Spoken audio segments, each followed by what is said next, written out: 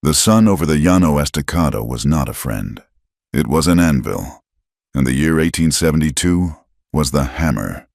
Tahan Numu watched the heat shimmer rise from the packed red earth, making the horizon dance. The air tasted of alkali dust and the promise of thirst, a taste he knew better than any bread.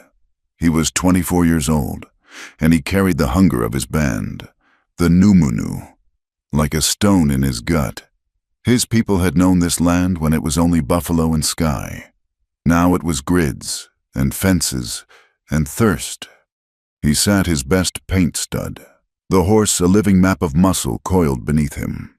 The animal was patient in the oppressive stillness, breathing the hot air without complaint. Beside him, Little Fox, barely 16 summers, shifted on his own pony. The boy tried to look bored, rolling a piece of dried grass in his teeth. But Tahan saw the tension in his shoulders, the way his eyes kept flicking to the settlement huddled in the distance. "We trade," Tahan said. His voice was quiet, rough from the dryness, but it carried, "We do not fight." "They do not know the difference," Little Fox muttered, spitting the grass stem. "To them, our breathing is a fight." Tahan did not answer. He looked at the string of 4 other horses they led, prime breeding stock, their coats shining with health even under the layer of trail dust. These animals were their dignity. They were the price for cornmeal, for salt, for the new repeating rifles that might keep the band fed through the drought that was strangling the high plains. This was his burden, to find peace in a land that demanded war, to protect the young men from the empty glory of violence. Survival was the only war that mattered now, and it was a war fought with patience and horses. The settlement was a scar on the plains, a mile-wide smudge of soddies and rough-cut timber buildings. It had grown like a fungus around the single source of reliable vice, Owen Doyle's saloon. As they drew closer, the smells hit them: stale beer, unwashed bodies, horse manure, and the sharp, acidic tang of human desperation. From inside the saloon, the thin, frantic sound of a banjo clawed at the afternoon air. It was a sound that promised nothing good. Inside that noise, Evelyn Hart was wiping down a rough plank table, her knuckles raw. She was 21, and the dust of her long journey from back east had settled into her very bones. But it had not touched the core of her dream. She was an orphan, Irish stock, small but sturdy. And she had come to this hard country with a locked chest of books and a fierce, quiet belief that children needed letters more than they needed callous. She was living on the bitter charity of her uncle, Owen Doyle. He was a man whose hospitality was as thin as his whiskey, a creature of easy smiles, mounting debt, and small, unseen cruelties. "More glasses. Girl!" Owen snapped from behind the bar. He did not look at her. He was too busy polishing a glass, his eyes fixed on a cluster of men at the far table. His voice was too loud, too friendly. Evelyn flinched but did not look up. She gathered the sticky glasses, the smell of rye making her stomach turn. She felt the weight of her dependency with every breath she took in this room. She needed money, real coin, and the legal right to a piece of land. A homestead claim, perhaps, or a grant from the church mission. Something to build her school. Her uncle's saloon was the only place to earn it. And every coin she was given felt heavy with shame. A payment for enduring the stairs and the smoky air. Tahan dismounted, the leather of his leggings whispering. He left Little Fox with the horses at the livery trough, a silent command passing between them to keep the animals watered and watchful. He moved with a coiled grace, his moccasins silent on the warped boardwalk. He was there for the trading post, but the saloon was where the real deals were made, where the pulse of the white man's world could be felt. He pushed through the bat-wing doors. The air hit him like a physical blow, thick with smoke, sweat, cheap perfume, and the sour smell of spilled dreams. The crowd was the usual mix, a dangerous stew of the displaced.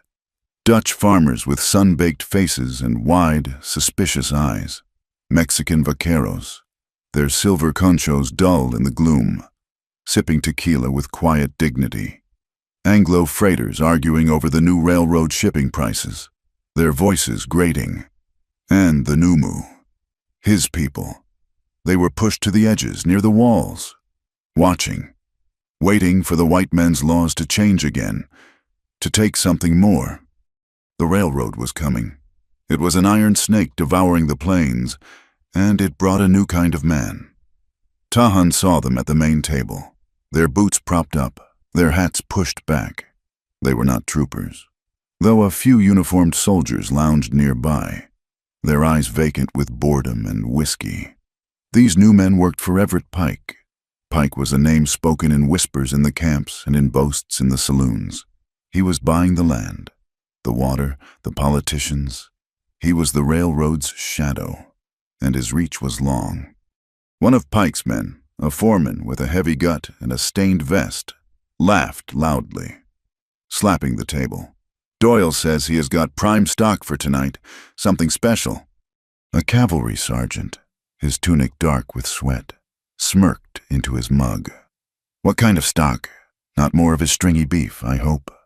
"Better," the foreman said, leaning in, his voice a conspiratorial rumble that carried across the room. "A marriage auction. Proper like. Doyle even got a drunk preacher to make it legal." Evelyn froze. Her hand, holding the wet rag, tightened until her knuckles were white. A marriage auction. She had heard the whispers, dismissed them as the crude jokes of lonely, cruel men.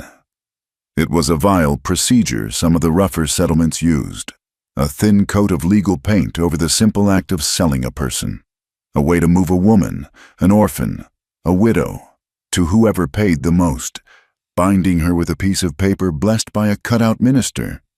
Owen Doyle was sweating, though the saloon was cooler than the blistering outside. He was talking to Everett Pike's main lieutenant, a man named Barton Hale. Hale was lean and quiet, and his eyes were as flat and cold as river stones. He did not waste time on Pike's loud-mouthed foreman. He was the one who did the cutting. "She is a good girl." "Hale." Owen was whining, trying to keep his voice down, but his fear made it carry. 21, educated, reads books.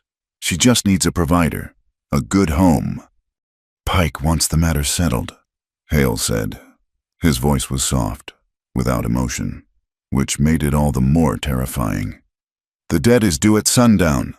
You said you had collateral." Evelyn felt the blood drain from her face, a cold rush in the suffocating heat. Collateral. She was the collateral. Her dream of a schoolhouse, her small, fierce independence, the books in her trunk, her very self. It was all just barter for her uncle's gambling debts. She looked at the men at the table, Pike's men, and they were looking back at her, not as a person, but as a thing, an item to be bid on. Tahan watched from the shadows near the door. His eyes had adjusted to the gloom. He saw the girl. She was young, pale with a fear that looked different from the land fear he knew so well. This was not the fear of drought or a hard winter. This was a fear of men, of cages made of wood and law. He saw her uncle, a weak man twisting his hands.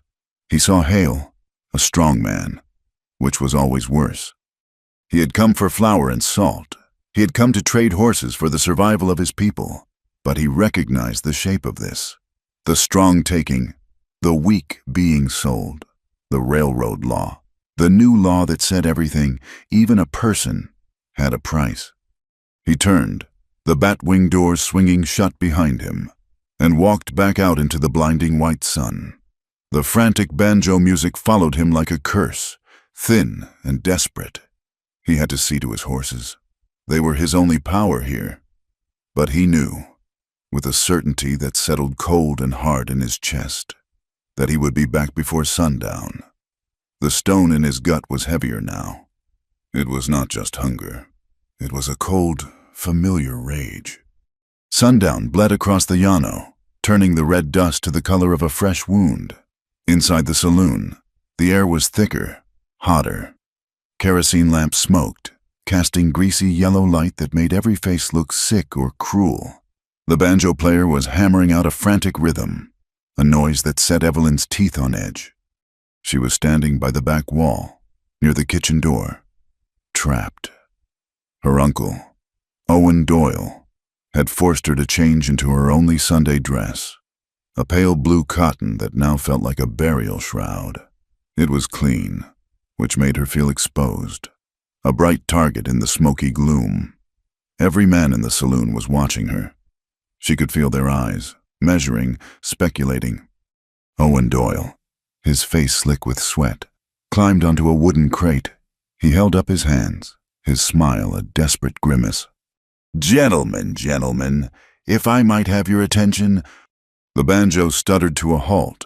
The low murmur of conversation died, replaced by an expectant, hungry silence. At the front table, Barton Hale sat perfectly still. He did not look at Doyle. He was watching Evelyn.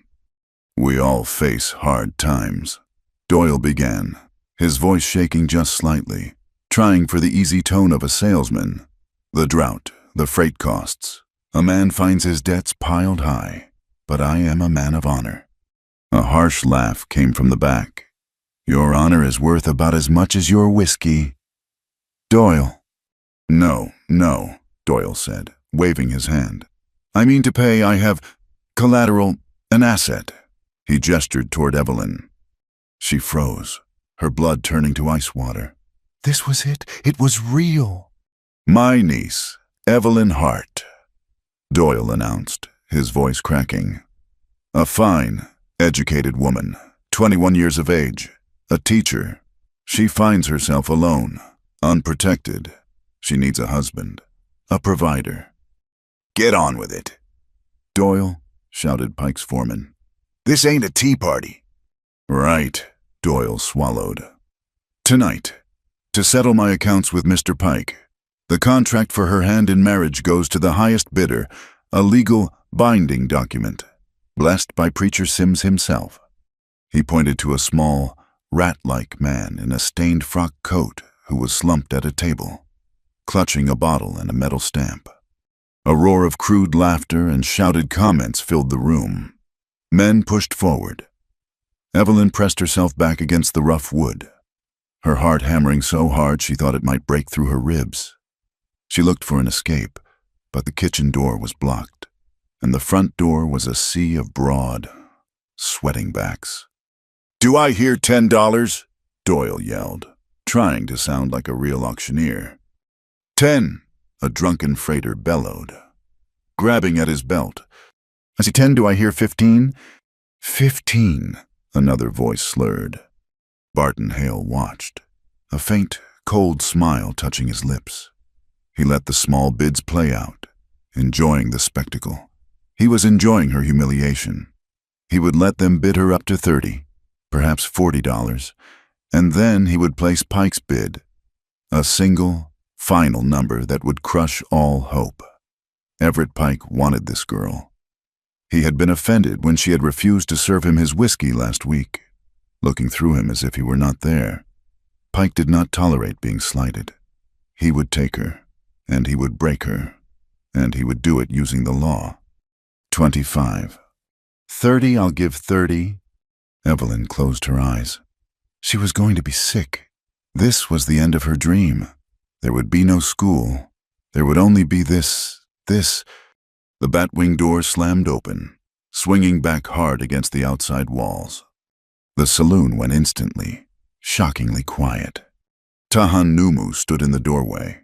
The bloody sunset silhouetted him, making him seem larger than a man, a figure carved from the dark earth and the dying light. He did not move for a long moment. His eyes adjusted to the smoke and the gloom. He saw the men, their faces turned to him, a mix of fear and hatred. He saw Doyle on the crate, his mouth open. He saw Hale, whose hand had moved to rest on the butt of his pistol. And he saw Evelyn. She was pale as bone, backed against the wall like a trapped rabbit, her eyes wide with a terror that went beyond anything the plains could produce. He stepped inside. Little Fox was right behind him, his face a mask of nervous defiance. The crowd instinctively parted. creating a narrow path. Tahan's moccasins made no sound on the filthy floor. He stopped in the center of the room. Doyle, seeing a new customer, even a savage one, found his voice. "This is a private auction. Tahan, white men's business."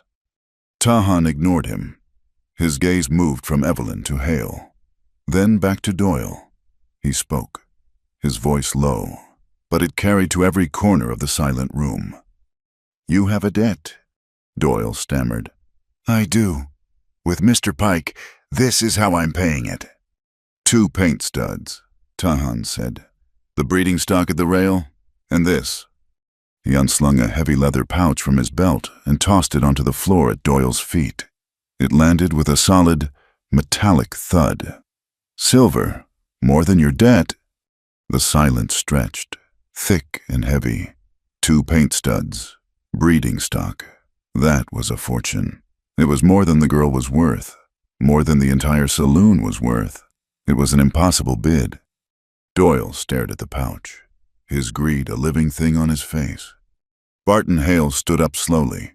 His chair scraped on the floor, the sound unnaturally loud. "This is not his auction. Doyle." His voice was soft, deadly. "Pike's bid has not been made." "He named a price for a debt," Tahan said, his voice flat. He did not look at Hale. He was watching Doyle. "I paid it." "He is right," Doyle said, his voice squeaking with a sudden rush of relief and avarice. He scrambled off the crate and snatched up the pouch.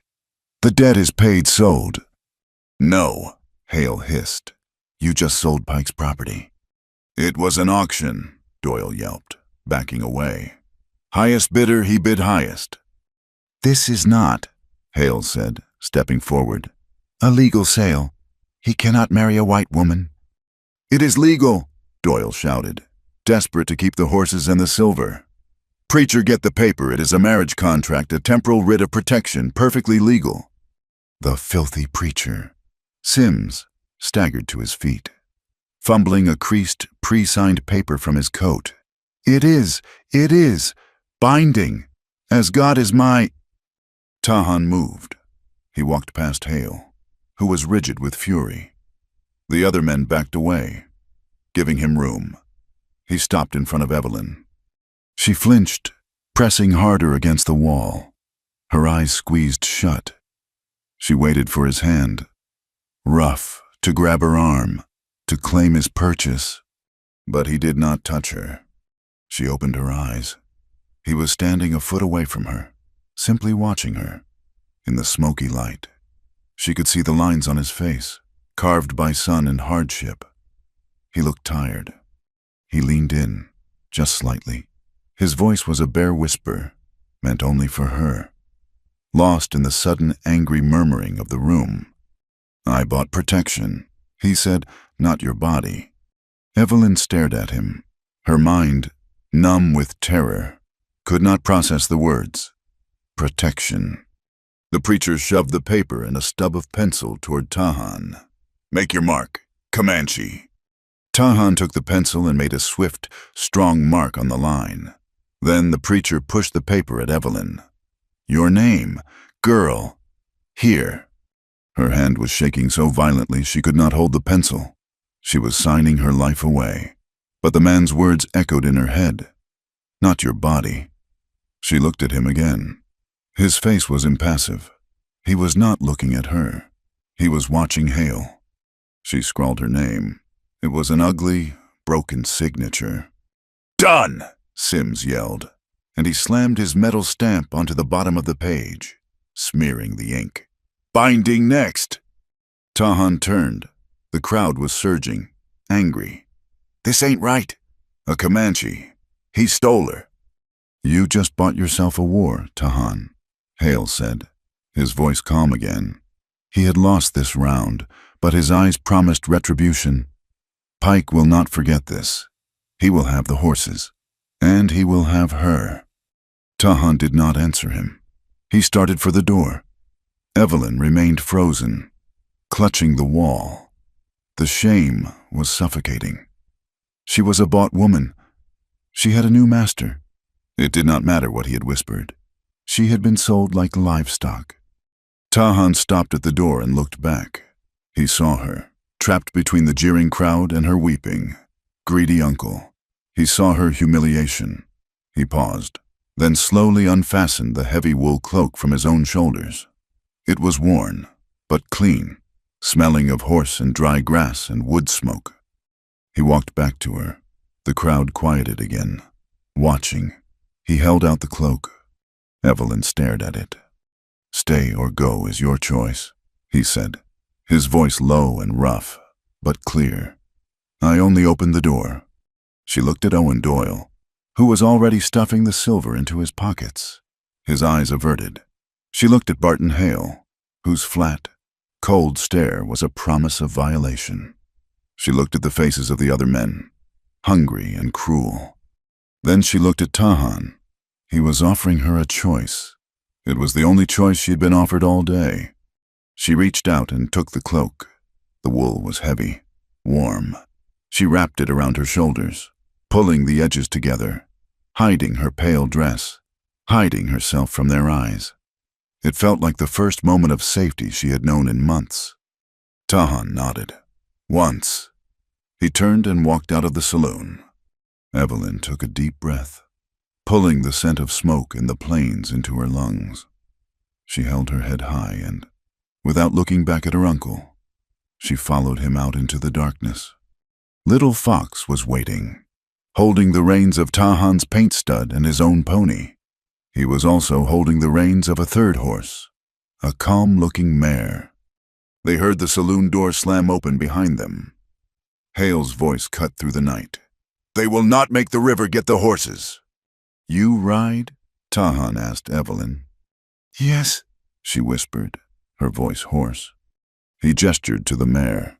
"This one is calm." He swung onto his stud in one fluid motion. Little Fox mounted his pony. Evelyn, her hands clumsy in the folds of the heavy cloak, pulled herself into the saddle. They moved out, not toward the main trail, but west, toward the dark, broken land that marked the edge of the Canadian River. They were barely clear of the last sod house, the last glimmer of yellow light, when they heard it, the thunder of at least half a dozen horses, riding hard, leaving the livery, coming for them. "Now," Tahan said. His voice was not a shout, but a sharp command. He kicked his stud into a hard gallop, disappearing instantly into the blackness. Evelyn gripped the reins, the unfamiliar saddle beneath her, the heavy cloak flapping. She kicked the mare, her heart pounding a frantic, terrified rhythm against her ribs, and plunged into the dark after him. The darkness swallowed them whole. There was no moon, no stars, only the desperate pounding of hooves on the dry, packed earth. Evelyn clung to the mare's mane, the heavy wool cloak Tahan had given her threatening to catch the wind and pull her from the saddle. She rode blindly, trusting the animal beneath her to follow the shapes disappearing and reappearing in the blackness ahead. Tahan on his paint stud, and the slighter shadow of Little Fox. Behind them, the shouts from the settlement were faint, but the sound of the pursuit was growing. Barton Hale was a hunter, and he had his pack. They were riding hard, their horses fresh. "This way." Tahan's voice was not a shout. It was a low command that cut through the wind. He veered sharply north, away from the main trails and into the broken gullies that led toward the Canadian River. The air changed. It grew heavy, humid, and the smell of ozone, the electric tang of distant lightning, cut through the dust. The first massive drop of rain hit Evelyn's cheek, cold as a coin. Then another. Within a minute, the sky tore open. It was not a gentle rain. It was a deluge, a solid wall of water that turned the red dust to thick, slick mud almost instantly. The temperature dropped 20 degrees. The world narrowed to the sound of thunder, the slam of the rain, and the sucking sound of the horses' hooves fighting the ground. "They will lose our trail in this," Little Fox yelled, his young voice triumphant. "They will follow the sound." Tahan called back. "They know where we are going, the river." The pursuit did not slow. If anything, the storm made them more desperate, knowing the river would rise. They burst from a dry arroyo onto the riverbank. It was not a bank so much as a wide, dark expanse of sand and shadow. The Canadian River was a mile wide and, in most places, only an inch deep. But tonight, with the storm, it was a different beast. The water was rising, a churning, muddy torrent that was already swallowing the sandbars. "We cross now," Tahan yelled over the roar of the wind. He spurred his horse into the water. The animal plunged, found its footing, and began to move. Little Fox followed. Evelyn hesitated. The water looked alive, a monstrous, dark thing. Behind her, she heard a sound, a sharp crack, a gunshot, swallowed by the thunder.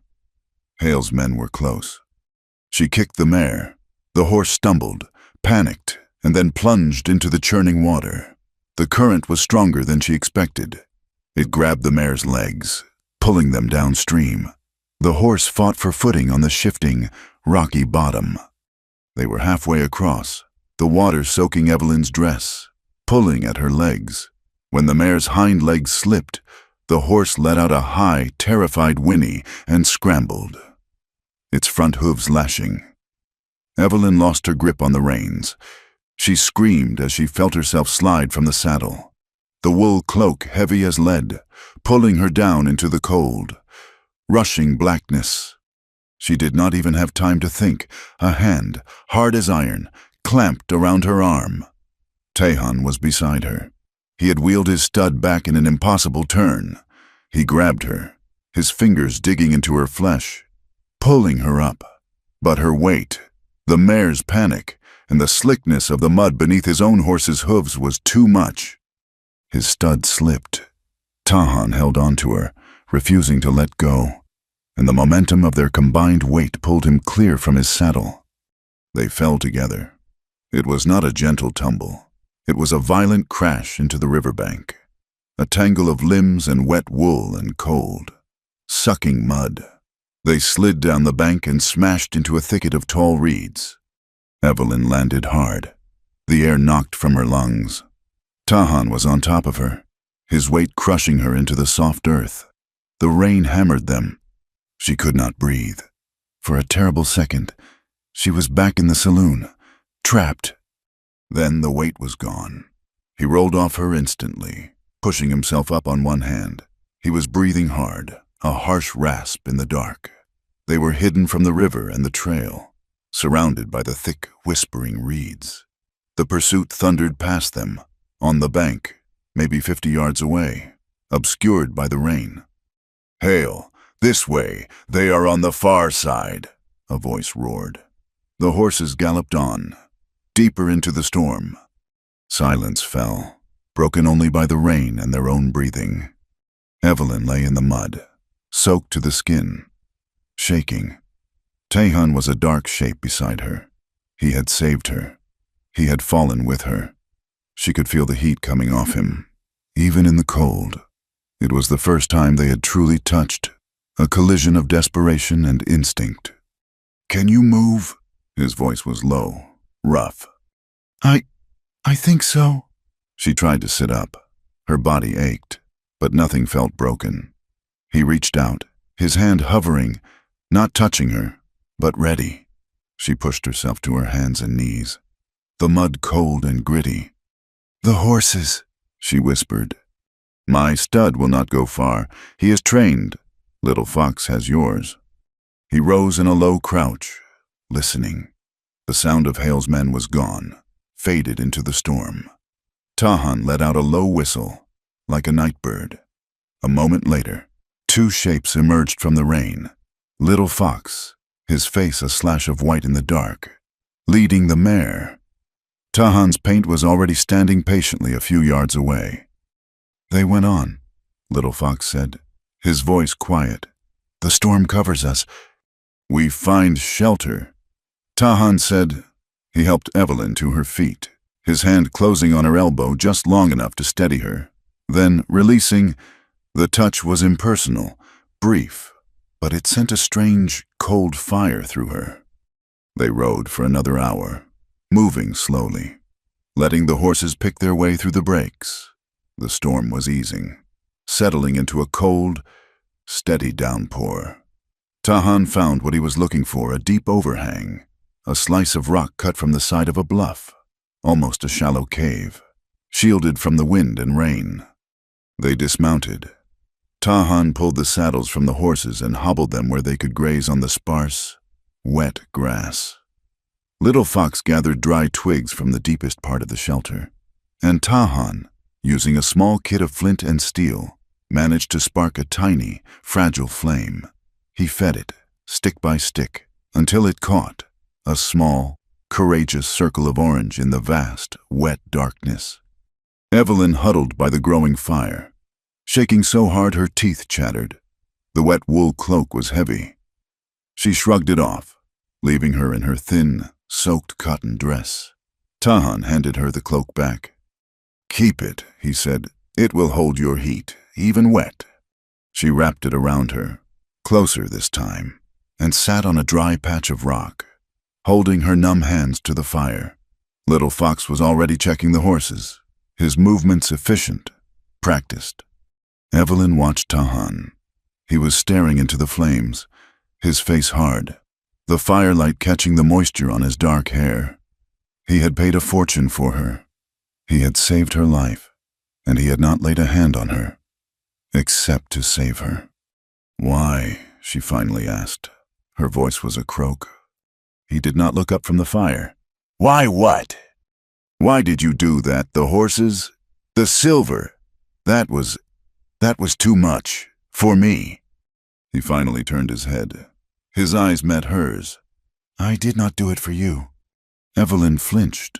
The words were blunt, almost cruel. "Hale," Tahan continued, his voice flat. "Pike, men like that, they believe everything can be owned. They believe everyone has a price. I do not like what they believe." "But you bought me," she whispered, the shame of it returning. "The paper, the preacher, I am bound to you." He looked back at the fire. "You are not bound. You are Numunu." "What?" "The people," he said. "That is what we call ourselves. Numunu, among the people. A man gives gifts for a wife, horses, blankets. It is not a purchase. It is a promise.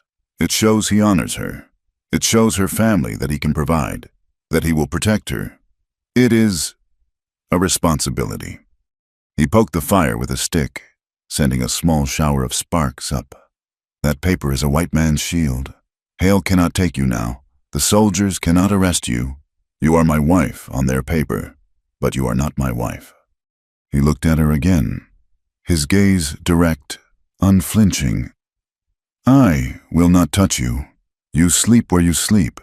You eat what I eat. And when you are safe, when you have a place to go, you go. The paper is ash. It is a lie to fight a lie." Evelyn stared at him, her mind trying to grasp the shape of his words. He was offering her dignity. He had used his wealth, the horses his band needed for survival, to buy her a choice. Little Fox returned, settling on the other side of the fire. He pulled a piece of dried venison from his pouch and tossed it to Tahan, who passed it to Evelyn. She took it, her fingers clumsy. "They will not stop, Tahan," Little Fox said quietly. He was no longer a boy trying to be brave. He was a scout, reporting. "I know," Tahan said. "It is not just the girl," Little Fox said. Evelyn looked up. "When I waited at the livery," Little Fox continued, "I was near the saloon window. Hale was talking with Pike's foreman before the auction. They were drinking. They said Pike has a contract, a water contract." Tahan went very still. The hand holding the stick over the fire did not move. "What water?" Tahan asked, his voice lethally soft. "Ours," Little Fox said. "The Cottonwood Springs. Hale said Pike will dam the springs and run a pipe. He is going to sell the water to the railroad. He said it was worth $10,000. The stick in Tahan's hand snapped. He threw the pieces into the fire. He stood and walked to the mouth of the cave, staring out into the dark, rainy night. Evelyn saw the tension in his back, the rigid line of his shoulders. When he spoke, his voice was different. It was raw, filled with a pain that went far beyond this night. "When I was a boy," he said to the darkness, "the smallpox came, the white sickness. We did not have the medicine. We had only the springs, the clean water. Still, we lost so many. My mother, my sisters. We put up the white flags on the death lodges. The whole valley was white with flags. The only thing that kept the rest of us alive was that water. It is the only clean water on this part of the Llano. It is our life." He turned back, his face a mask of cold fury in the firelight. "Pike is not just stealing water, he is stealing our ghosts. He is stealing our future." Evelyn's own troubles, her own fears, suddenly seemed small, thin. She was not the only one fighting for a scrap of life.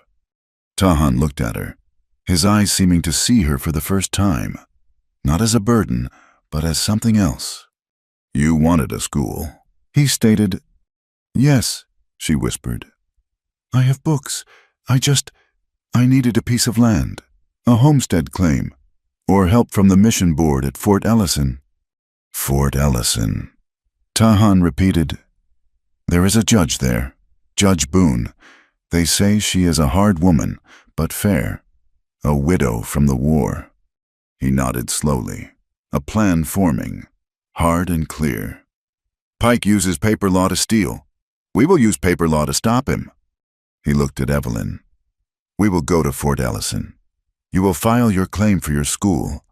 And I," he said, his voice dropping, "will file a claim for the water that belongs to my people."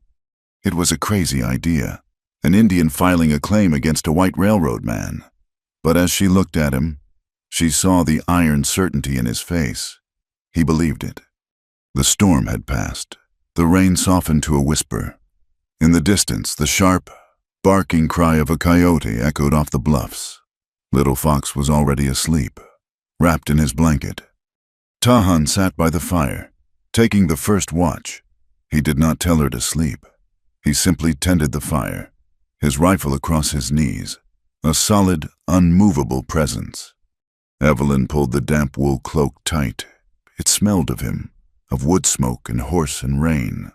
She lay on the dry rock, her back to the wall of the cave, the fire warming her face. She watched him, the strong line of his jaw, the way his eyes never left the darkness outside the shelter. She was a bought woman. She was a runaway. She was cold and wet and hunted, but for the first time since she had arrived in this God-forsaken land. She was not afraid. She closed her eyes, and, protected by the circle of his fire, she slept. Fort Ellison was not a saloon town. It was built of gray stone and sober intention, its wide main street cleared of scrub and marked by a 2-story courthouse. The flag that flew from its roof was clean, snapping against a pale sky that had been washed by the storm. The air smelled of milled lumber, coal smoke, and the faint, acidic tang of the telegraph office. It felt like a place where paper mattered more than pistols. The ride had taken them 2 hard days, avoiding the main trails, pushing the horses. Tahan had set a fast pace, stopping only to rest the animals. They were all exhausted. But the news from the Canadian River had lit a cold fire in him. He rode in first, his face a mask. Little Fox was beside him, his eyes wide, taking in the size of the stone buildings. Evelyn followed. She still wore Tahan's cloak, but she had washed her face and hands at their last camp, and braided her hair. She felt the stares as they dismounted at the public hitching rail. The people here were not the drunken, leering crowd of her uncle's settlement. They were merchants, freighters, and soldiers' wives in clean dresses. Their stares were cold, quiet, and sharp with judgment. A Comanche warrior, his hair in braids, followed by a white woman who looked like a captive. The whispers began before they had even tied the reins. The courthouse was cool inside. The air still, it smelled of floor wax, dry paper, and the sharp scent of an inkwell. A deputy with a drooping mustache looked up from his desk, his eyes lingering on Tahan's knife, then on Evelyn. "We are here to see Judge Boone," Evelyn said, her voice sounding small in the high-ceilinged room. The deputy grunted and jerked his thumb toward a heavy oak door. "She is in—" Judge Margaret Boone was bent over a ledger, a steel nib pen scratching across the page. She was a small woman, dressed in a practical black dress that had seen no fashion in at least 10 years. Her graying hair was pulled back in a bun so tight it seemed to pull the skin taut across her cheekbones. She had been a widow since the war, a fact that seemed to radiate from her like a chill. Her office was neat, organized, and contained nothing soft. She did not look up immediately. She finished her line of script, carefully blotted the ink, and only then did she set the pen down and raise her head. Her eyes were a pale, faded blue, and they took in everything in a single, comprehensive glance. She saw Tahan, his height, the way he stood with a coiled stillness, a warrior in a room of paper. She saw Evelyn, the exhaustion under her eyes, the fine cotton dress stained from the river, the heavy wool cloak clutched around her. She saw Little Fox, who was trying to make himself invisible by the door. "Judge Boone," Evelyn began. "I am aware," the judge said. Her voice was crisp, clear, and carried no hint of welcome. "The telegraph wire brought the news from Sweetwater Creek this morning, Mr. Doyle's version of it, and an hour ago, a rider brought a petition from Mr. Everett Pike's attorney. It claims kidnapping, coercion, and theft of property. The property, I assume, being you, young woman." Tahan spoke. His voice was low, and it seemed to soak up the small sounds in the room. "There was no kidnap. There was a paper," Judge Boone said, tapping a document on her desk. Evelyn recognized the preacher's sloppy stamp. A temporal marriage contract filed by Circuit Preacher Sims, highly irregular, and, given that Owen Doyle was settling a gambling debt to Mr. Pike, highly suspect. She fixed her gaze on Evelyn. "Mr. Pike's lawyer is demanding an annulment on the grounds of coercion. He claims you were forced into this arrangement." The judge leaned forward. "Were you, child? You are in a court of law now. You are safe here. You tell me the truth. Were you forced?" This was the moment. Evelyn felt Tahan's presence beside her, but he was silent. He did not look at her. He was giving her the choice, just as he had at the saloon. She could say yes. She could say she was forced. The paper would be torn up. She would be free. A cold dread settled in her stomach. Free meant being a ward of the court. Free meant being sent back east, or worse, held here until her uncle, or Pike, could find another way to claim her. It was no freedom at all. She lifted her chin. "Your Honor, my uncle placed me in a situation where I had no choice.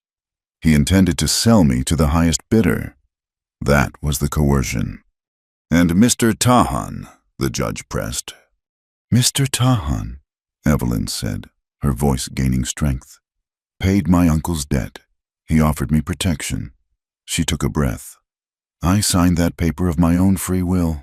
It was the only choice I had, and I made it." Judge Boone held her gaze for a long, heavy minute. The judge had seen liars, and she had seen the terrified. This girl was neither.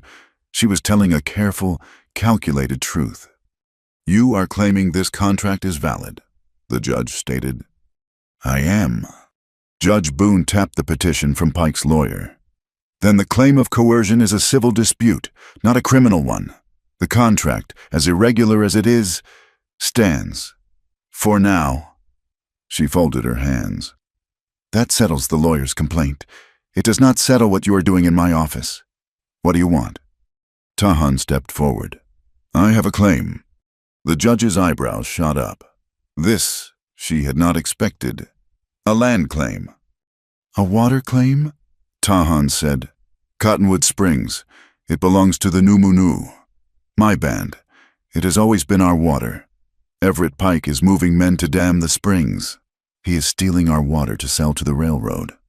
Judge Boone sighed, a long, weary sound. She looked from Tahan to Evelyn and back again. "Now we arrive at the root. Mr. Tahan, as you must know, tribal water rights are almost impossible to enforce, unless you have a specific, federally ratified treaty that outlines those springs." "We do," Tahan said. "The Treaty of 1867. It promised us the Valley of the Cottonwood. The paper is at the agency in Fort Sill." The judge went very still. "A treaty, not just custom." She tapped her pen on the desk. That changes the legal framework, but Pike has possession. He is building now. A treaty injunction could take months to enforce. By then, the dam will be built, the water diverted, and the case will be lost." She turned her sharp eyes back to Evelyn. "And you, Miss Hart, or is it Mrs. Numu?" Evelyn felt a flush creep up her neck, but she ignored it. "I am here to file a claim for a school. Your Honor, a homestead claim, on the land near the old mission cross, for the purpose of establishing a school for the children of this territory." For the first time, the judge's expression softened. Just a fraction. "A school," she nodded. "Once. That, at least, is a claim I can process immediately." She stood. "Very well. You have made powerful enemies. That paper," she motioned to the marriage contract, "is the only legal defense you have. Judge Boone does not like Everett Pike, but he is a powerful man. He owns the territorial sheriff. Be careful." They left the courthouse and stood in the bright, hot sun. The town felt hostile. "We need supplies," Tahan said. "Powder, lead, flour." He led them away from the main street, to the smithy near the edge of town. The steady ring of a hammer on an anvil was a comforting, solid sound. The blacksmith was a large man named Severo, his face kind and creased by sun, his bare arms thick with muscle. He greeted Tahan in Spanish, with a grip of the forearm that spoke of long respect. Severo looked at Evelyn and Little Fox, then nodded. "Your arrival is loud news. Tahan." He spoke good English, with a soft accent. He pumped a dipper of fresh water from his well and offered it to Evelyn. She drank gratefully. "Judge Boone is a good woman," Severo said, turning back to his forge. "But she is one woman. Pike is a snake with many rattles. He has hired the Triangle Spur outfit to guard his construction. They are not cowboys. They are gunmen. Barton Hale leads them." "We know Hale," Tahan said, his voice flat. "They are moving fast," Severo said. He handed Tahan a heavy canvas bag. "Bullets, 30-30, and some for the Spencer. A gift." "We will pay," Tahan said. "No, you will not. Pike is trying to choke us all. He chokes your water. He chokes my freight prices." Severo looked grim. "You must be careful. They know you are here. They will not wait for the judge's paper." They found stalls for the horses at the livery. The owner, a nervous man, took Tahan's coin and made himself scarce. They could not afford a hotel, and Tahan would not sleep indoors. The hayloft was clean, dry, and defensible. As Tahan and Little Fox tended to the exhausted horses, Evelyn sat in the loft, the smells of hay and leather comforting. She watched Tahan moving in the stall below, his movements economical and gentle as he checked the mare's leg. She heard the whispers from the street again, the way the women had looked at her. Comanche's woman. She had saved her own safety, but she had stained his honor. When he climbed the ladder, his face set in thought. She was waiting. "Tahan." He stopped, turning, the light from the setting sun, streaming through the open loft door, lit one side of his face. "This paper," she said, pulling the contract from her pocket. "It is a lie, and it is a lie that hurts you." He watched her, his expression unreadable.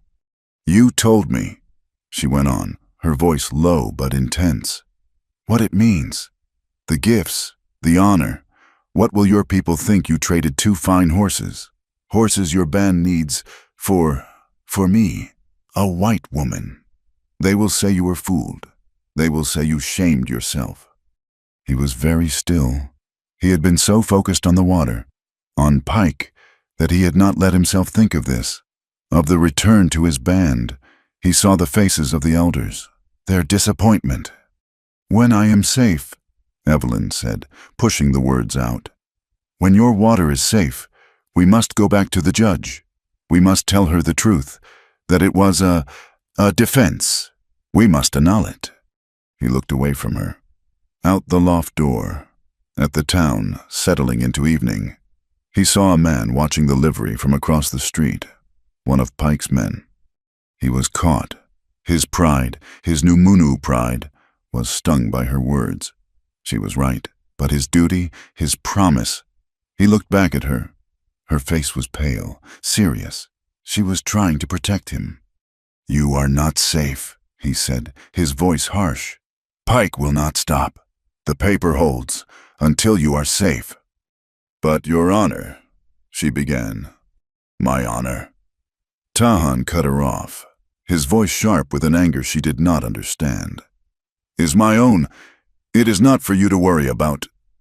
He turned his back on her, a sharp, clear dismissal, and walked to the far side of the loft, staring out into the dusk. He was angry that she was right, and he was angry at the sudden, cold spike of fear he felt at her words, "We must annul it." Night fell completely. Little Fox made a small, cold camp in the loft, and they ate dried venison and hardtack. The boy fell asleep quickly, wrapped in a blanket. Evelyn sat, her back against a hay bale, the tension between her and Tahan a thick, uncomfortable silence. Tahan took the first watch. He stood at the open loft door, a rifle in his hand, a silhouette against the starry sky. Hours passed. Evelyn dozed, but did not truly sleep. She woke to a sound, a boot scraping on the gravel outside. It was not the town drunk. It was a measured, careful sound. She sat up. "Tahan," she whispered. He was gone from the doorway. He was below, in the stable. She heard one of the horses nicker, a low, nervous sound. Evelyn crawled to the edge of the loft and looked down through the gaps in the floorboards. In the dim light from a single lantern, she saw Tahan, standing by his stud stall, his head tilted, listening. Then she saw the shadow. It detached itself from the deeper blackness by the tack room. A man, moving with a predator's silence. Barton Hale. He held a long knife, its blade catching a sliver of moonlight. He was not here for the horses. He was here to end the lawsuit before it began. Evelyn's breath caught. She opened her mouth to scream. Hale lunged. Tahan spun, not toward Hale, but away, rolling behind the horse. The paint stud screamed, lashing out with its hind legs, kicking the stall door off its hinges. Hale jumped back, the horse separating them. "Coward!" Hale hissed. "Hiding behind a horse." "Tahan!" Evelyn screamed. Little Fox was instantly awake, grabbing his rifle. Tahan used the chaos. He burst from the other side of the stall, not with his gun, but with his knife. He was inside Hale's guard before the gunman could react. This was not a gunfight. It was a brawl. Hale was strong. He dropped his knife and grabbed Tahan's wrist, slamming him back against a support beam. The wood cracked. Tahan grunted, driving his knee into Hale's thigh. Hale roared, bringing his fist down on Tahan's shoulder. They were locked, straining, a fight of pure, brutal strength. Hale got his arm free and drove a hard punch into Tahan's ribs. Tahan staggered, and Hale drew a second, smaller knife from his boot. He lunged. Tahan twisted, but the blade was fast. It sliced across his forearm, a deep, hot line of pain. "No!" Evelyn cried. She looked around, desperate. She grabbed a heavy wooden feed bucket and hurled it down. It struck Hale on the shoulder. He cursed, looking up, his concentration broken for a single second. It was all Tahan needed. He drove forward, ignoring the pain in his arm, and slammed his head into Hale's face. There was a crack of bone.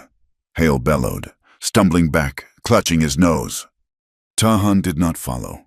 He was breathing hard, blood dripping from his arm onto the hay.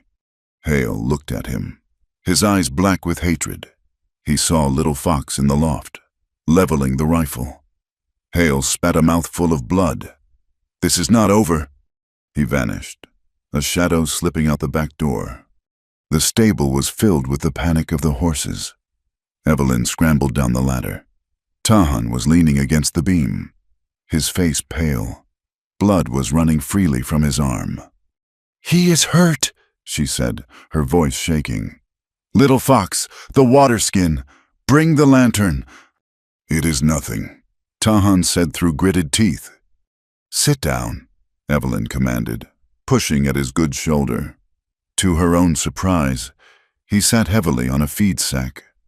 She ripped a long, clean strip from her petticoat. Her hands were shaking, but her mind was cold and clear. She poured water over the gash, washing away the horsehair and dirt. Tahan hissed, his whole body tensing, but he did not pull away. She wrapped the cloth tightly, her fingers pressing hard against his skin. It was warm, alive. "Severo was right," Tahan said, his voice quiet, ragged. "I did not watch my back." "You are alive," she said, tying the knot. Her fingers brushed his skin. "He will try again." Tahan looked at the white bandage on his dark arm. "You are not afraid of blood?" "My mother was sick for a long time," Evelyn said, her voice small. I learned to do what needs to be done. It is better than screaming." He nodded. He looked at the floor, at the dark splashes of his own blood in the hay. "My grandmother," he said, so quietly she had to lean in to hear him, "taught me to keep the fire. Before I could hunt, before I could ride in war, I learned to keep the coal safe, to wrap it in dry moss and carry it. She said fire is life. It is harder to keep than to make, harder to protect." He looked up at her, his dark eyes intense. "You kept the fire tonight." Before she could speak, before she could even understand the weight of his words, there was a desperate scrambling at the front stable door. It was not Hale. A boy, a Numunu boy, fell into the stable. He was caked in mud, his pony collapsing at the rail. He had ridden from the valley without stopping. "Tahan!" he gasped, scrambling to his feet when he saw him. Tahan was instantly standing, his wound forgotten. "What is it?" "They are here!" the boy cried, his voice breaking with fear and exhaustion. "Pike's men, they came this morning, wagons, 20, maybe 30 men, with rifles. They are blocking the pass to the springs. They will not let the band near the water." Tahan's face went blank. "And Tahan," the boy choked out, "they have axes. They are cutting the cottonwood trees. They have started to build the dam." The news hit Tahan like a second blow from Hale's fist. Cutting the cottonwoods, damming the springs. He was too late. The cold fury from the night before solidified into a block of ice in his chest. His arm throbbed. A dull fire. But he ignored it. "He is moving too fast," Tahan said. The words were flat, hard. "The judge's paper is too slow. The water will be dead by the time her court order arrives." "What do we do?" Evelyn's voice was quiet, steady. She was not panicking. She was watching him, her eyes clear. "We ride," he said. He turned to the young rider, who was gulping down water Severo had brought. "Rest, eat, tell no one we have left." He turned to Little Fox. "Saddle the paint and the mare. The boy's pony is finished. We take Severo's mule for the supplies." "We," Evelyn said. Tahan looked at her. "Pike's men are at the springs. Hale is here. This town is a trap. You are not safe here." "I am not a warrior," she said, her chin lifting. "I will slow you down." "You have paper," he said, touching the pocket where she kept the homestead application and the marriage contract. Judge Boone respects paper. My band has a treaty, but it is at Fort Sill. Your claim is here. You are the only paper we have that can stop him." A new understanding passed between them. This was no longer just about his water, or her school. The two claims were now one. "I will need to write," she said, her mind moving quickly. "I need to document what we see, the number of men, the tools, the destruction of the trees. An affidavit. Judge Boone will need proof." "Good," Tahan said. "You will be our memory. You will be the tongue for the paper." She went to her saddlebags, which Severo had brought from the livery. She pulled out a small, leather-bound book and a pencil. "I can map the trail. I can draw what they are building. I can advise you on the supply lines, how they are feeding that many men. That is what my father taught me. Logistics. A school needs supply lines, too." Tahan nodded. A new respect was dawning.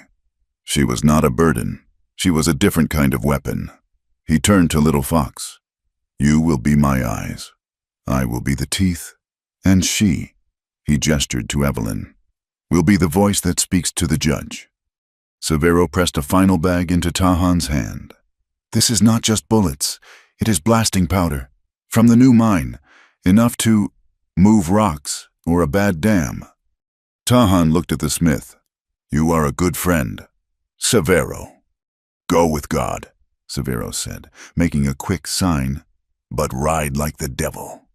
They slipped out the back of the smithy, using the alleyways, and were on the trail before the town was fully awake, riding not for the main pass, but for the high, broken country to the north.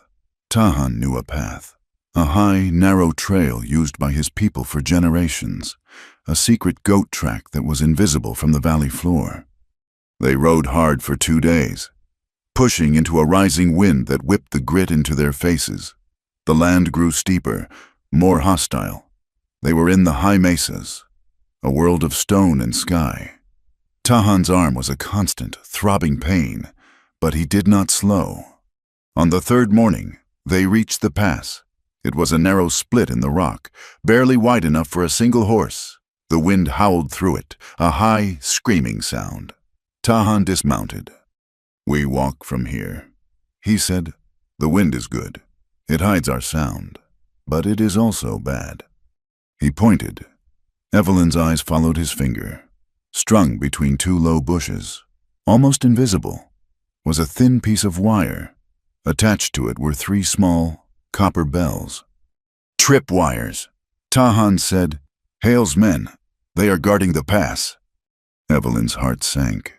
"So we cannot get through." "We get through," Tahan said. He looked at Little Fox. "You take the horses. Go back half a mile. Find cover. Wait. If we are not back by sundown, you ride to the band. Tell them to fight." Little Fox looked terrified, but he nodded. His face was pale. "I will wait, Tahan." "No," Evelyn said. "He should not wait. It is too dangerous." "He will wait," Tahan said. He turned and looked at Evelyn. "The pass is a mile long. It is narrow. The rocks are loose. Your skirts will catch. You cannot do this alone." "Then I will," she began. "He will carry you," Little Fox said, his voice quiet. Evelyn stared at him, then at Tahan. "Your arm. You are wounded." "My legs are strong," Tahan said. "It is the only way. We must be silent, and we must be fast." He turned his back to her and knelt. "Climb on. Hold tight, and do not make a sound." She hesitated. This was an intimacy that went beyond anything she had imagined. To cling to him, to press her body against his. But she saw the hard resolve in his face. She saw the bells glinting in the pale light. She hiked her skirts and climbed onto his back. He grunted as her weight settled, his wounded arm tensing. She looped her arms around his neck, trying to be as small as possible. Her face pressed against his shoulder. He smelled of sweat, dust, and the faint, metallic tang of blood from his bandage. He stood. He moved into the pass. his moccasins silent on the rock. Evelyn held her breath. Every step was a careful, measured placement of his foot. He navigated the loose scree, his body tensing as he shifted her weight to favor his good arm. The wind howled around them, a screaming chorus that mercifully swallowed the sound of their breathing and the pounding of her heart. He stepped over the first wire. He ducked under a low overhang. She could feel the muscles in his back, hard as old wood. Straining, she could feel his warmth, the steady beat of his heart against her chest. She was completely, utterly dependent on him. Her life was in his hands. Halfway through, he stumbled. A rock slipped. He grunted, catching himself on his wounded arm. A sharp, pained hiss escaped his teeth. Evelyn felt him tremble, a violent shudder of agony. But he did not fall. He held her. "I am sorry," she whispered into his ear.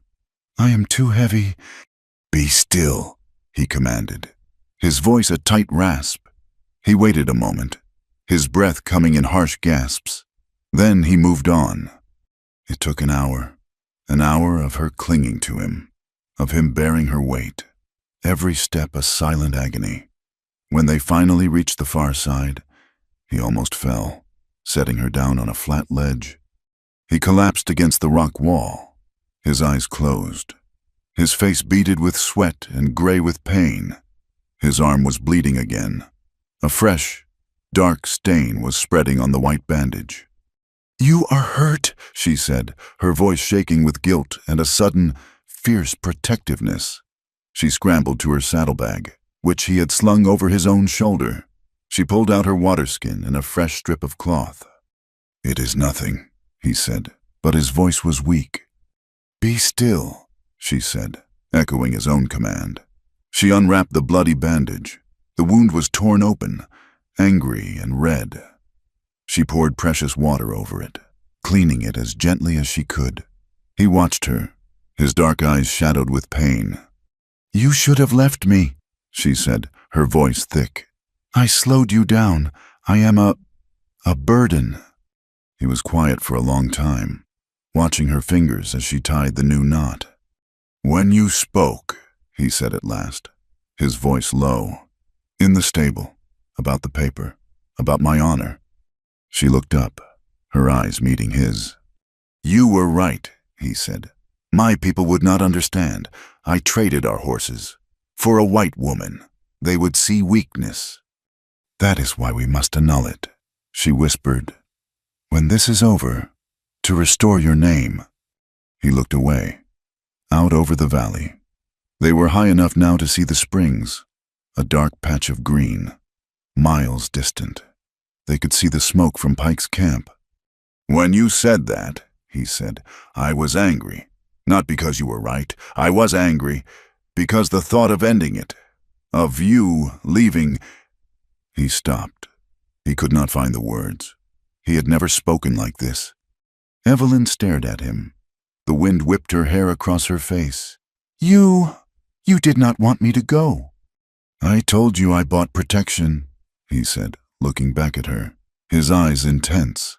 "It was a lie." "A lie?" "It was a half-truth," he said, his voice rough. "I bought you to stop Pike. I bought you because what they were doing was wrong, but when you followed me out, when you rode through the storm, I did not want to let you go." He looked at his bandaged arm. "And now, I cannot." Evelyn felt her heart stop, then start again, a painful, heavy beat. She began. "I am so afraid. Not of Hale, not of Pike. I am afraid of being owned, of being a thing, a piece of property. Like that night, my whole life, I have been collateral for someone else's debts." "You are not property," he said, his voice fierce. He reached out, his good hand, and his fingers brushed her cheek. It was the lightest touch, but it burned like a brand. "You are not a debt." They stayed like that, frozen, high on the mountain pass, the wind howling their secrets away. They moved on, slower now, descending into the hidden valley of the Cottonwood Springs. Tahan found a small, sheltered hollow, a pocket of silence away from the wind, where a few ancient, massive cottonwood trees had escaped the axe. They could hear it now. The rhythmic, brutal thud of axes on wood, and the distant shouts of men. They were close, too close. Tahan built a tiny, smokeless fire, using dry, seasoned wood he pulled from a hollow log. It was a risk, but they were freezing, and he needed to heat broth. His wound and the exertion had left him weak. They sat side by side, close, sharing a blanket. Evelyn held a tin cup of hot broth to his lips. He drank, his eyes on her. The firelight flickered, catching the exhaustion and the pain in his face. His hand, the good one, lay on his knee, inches from hers. Evelyn looked at his hand. It was strong, calloused, but it was trembling. From the cold, from the pain, from the confession on the mountain. She saw the scar on his knuckle, white against his dark skin. Without thinking, moved by an impulse she did not understand, she reached out. She laid her fingers gently on the back of his hand, her touch brushing the scar. His hand stopped trembling. He went utterly still. He turned his palm up, his fingers sliding between hers, lacing them together. His hand was rough, but it was burning hot. He did not speak. He just looked at her, and his breath was suddenly harsh in the quiet. She saw it in his eyes.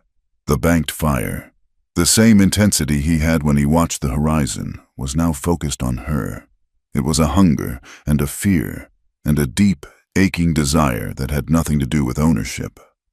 "Evelyn," he whispered. His voice was thick. He leaned closer. She did not pull away. She leaned toward him. "I promised I would not touch you," he breathed, his lips inches from hers. "I am not afraid," she whispered back.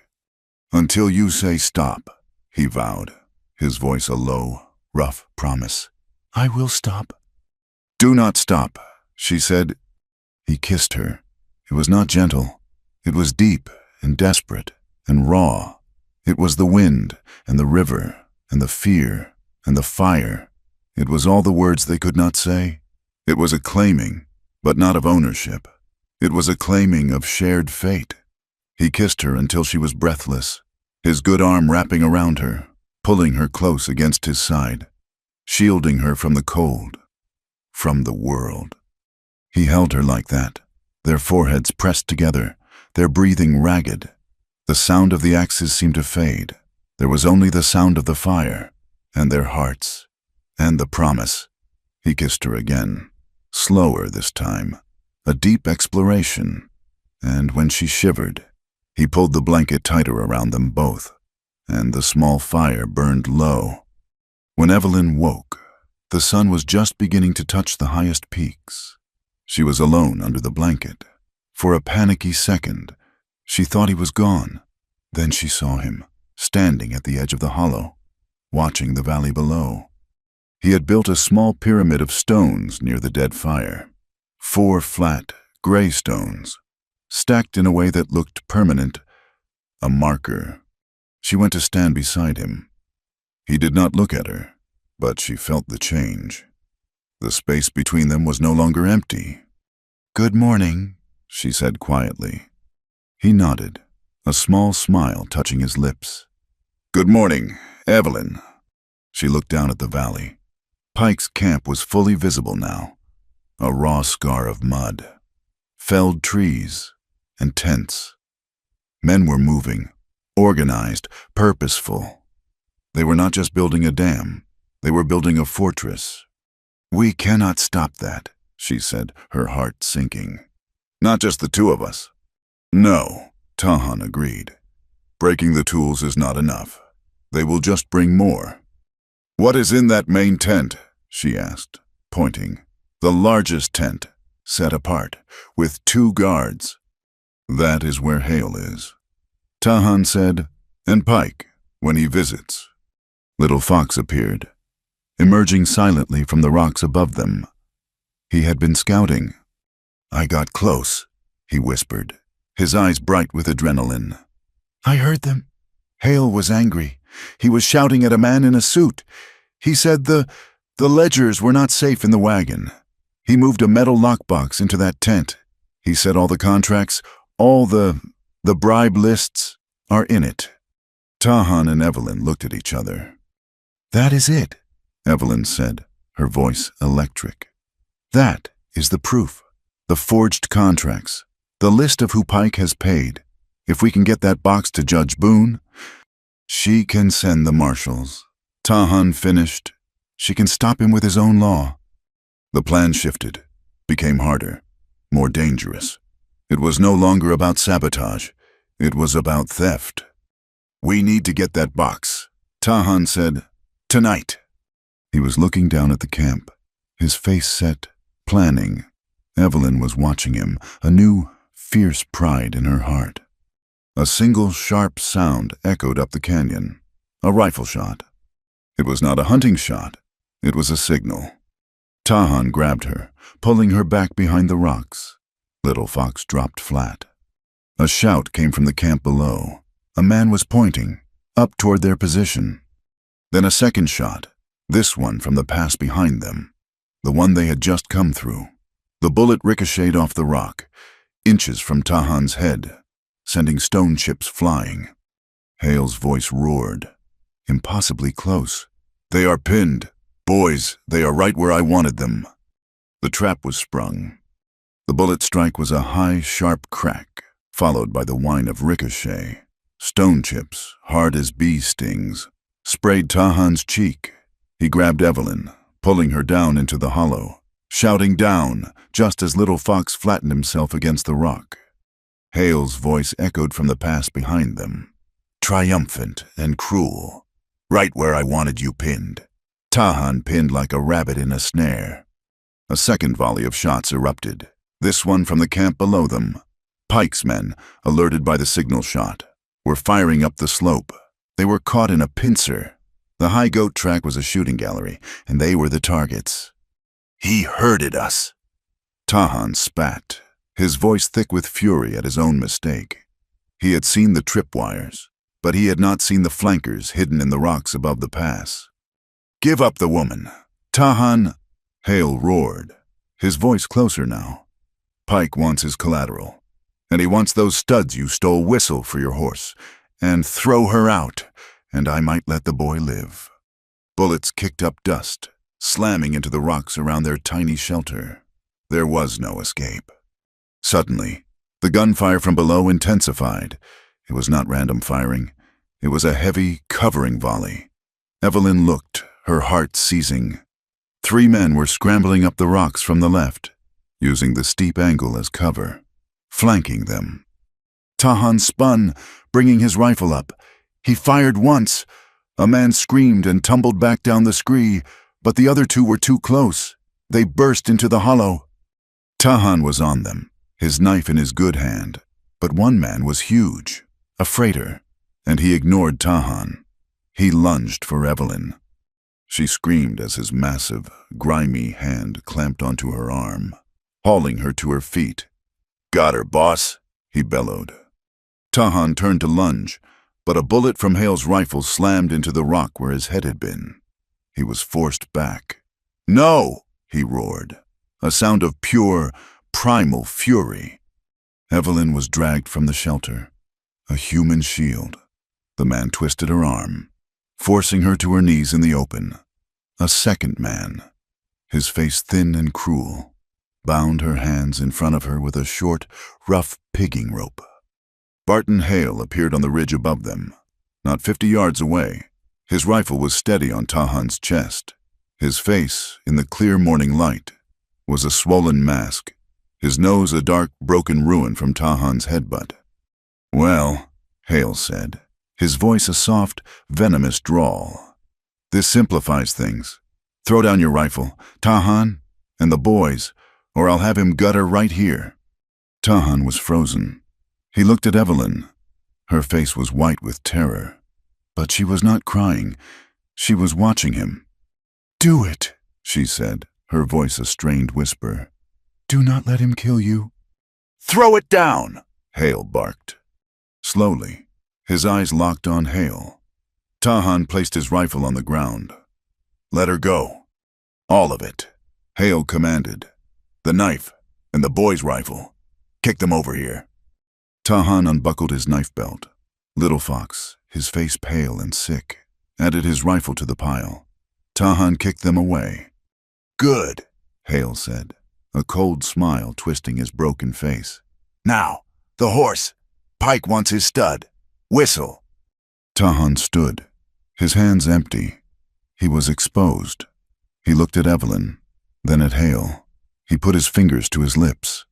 He let out the low, sharp whistle he used to call his paint. Hale and his men looked toward the pass, expecting the horse to appear. The wind, Tahan noted, was still strong, blowing from the hollow, up the pass, directly toward Hale. "He is coming," Tahan said, while Hale's eyes, and the eyes of the man holding Evelyn, were on the pass. Tahan moved. It was not a fast move. It was a fluid drop of his hand to the small, smoldering fire. He grabbed the small leather pouch from his belt, the dried chilies. "What is he?" the thin man began. Tahan threw the pouch onto the coals. For a second, nothing happened. Then the dry leather and the brittle peppers caught. A cloud of thick, pungent, yellow-brown smoke billowed up. It was not wood smoke. It was a choking, acrid cloud of pure, weaponized capsaicin. The wind caught it instantly, funneling the blinding smoke directly up the slope. The effect was instantaneous. The men on the ridge screamed. It was not a sound of pain. It was a sound of agony. They dropped their rifles, clawing at their faces. "My eyes, God Almighty, my eyes." "What is it?" Hale roared, choking, his own vision dissolving in a flood of tears. He fired his rifle blind, the shot going wild. The man holding Evelyn cursed, turning his face away. His eyes squeezed shut, but he kept his grip on her. "Now, Little Fox," Tahan bellowed. He dove, not for his rifle, but for Hale.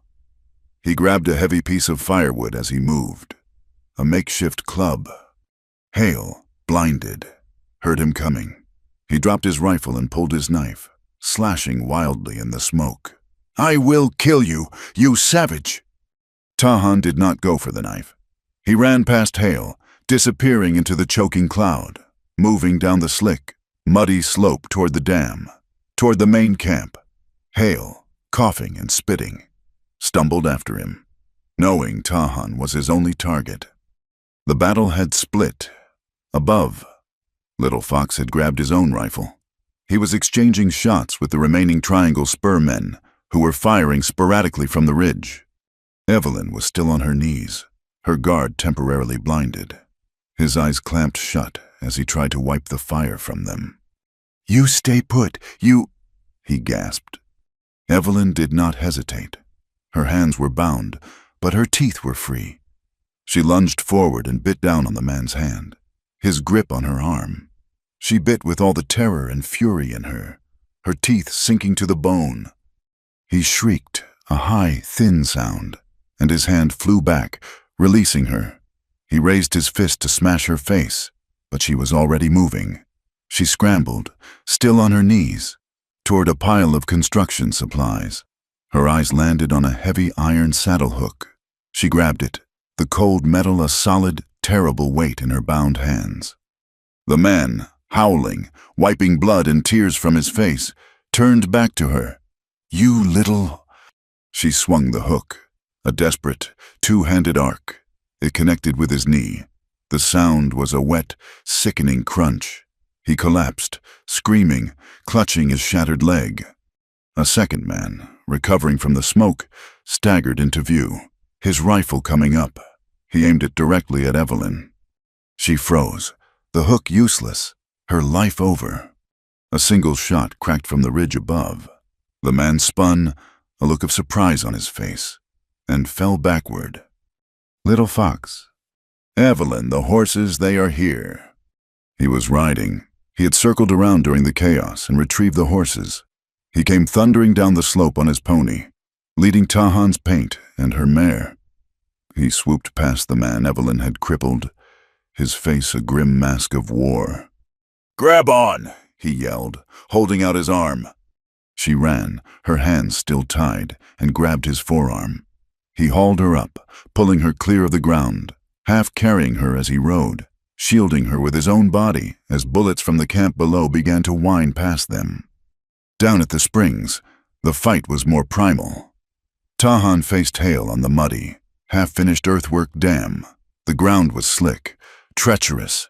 The water, his water, was already pooling behind the wall of dead cottonwoods, a dark, lifeless mirror. Hale, his eyes red and streaming but his vision clearing, circled, his knife held low. "You should have stayed in town. Comanche." Tahan held his club of firewood. His wounded arm was a blaze of agony, but the adrenaline was a cold river in his veins. "The water is not yours." Hale lunged. Tahan swung the club, catching Hale's knife arm. The impact sent the knife flying, but Hale was strong.